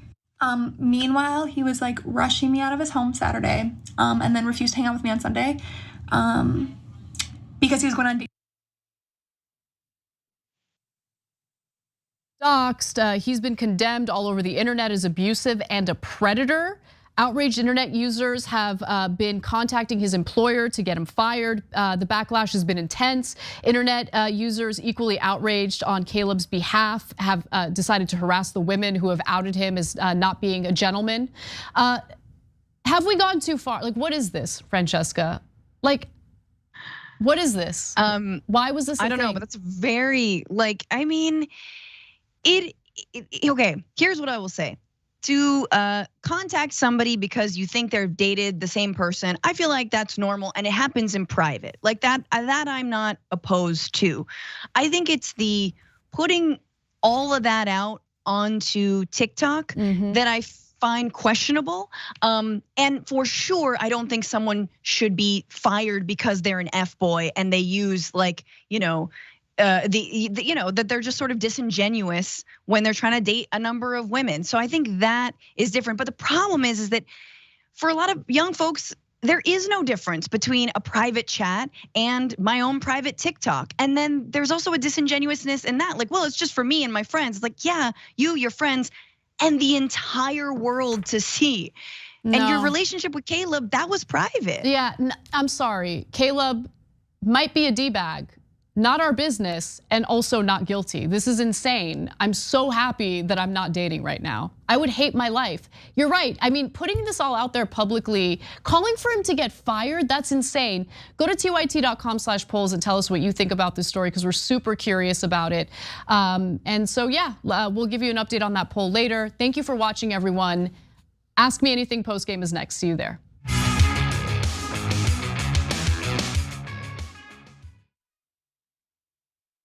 While the Young Turks, the Friday show is gonna be awesome. We're gonna help us over here. Drop it. We became the first ever daily online web television show. No, the Constitution is the very core of America. The fact that we don't spy on American citizens, that we get a warrant, that we go to a judge, that we have a procedure, that we have due process, that is America. On top of that, they go, why don't they just stay at their own schools? You gotta realize something. These schools suck. They want people to pull themselves up by their bootstraps. You ain't got no straps, you ain't got no boots. He lit these fires in trash bins all around town out of frustration. 99th most viewed channel today on YouTube. The Shorties Award. Best.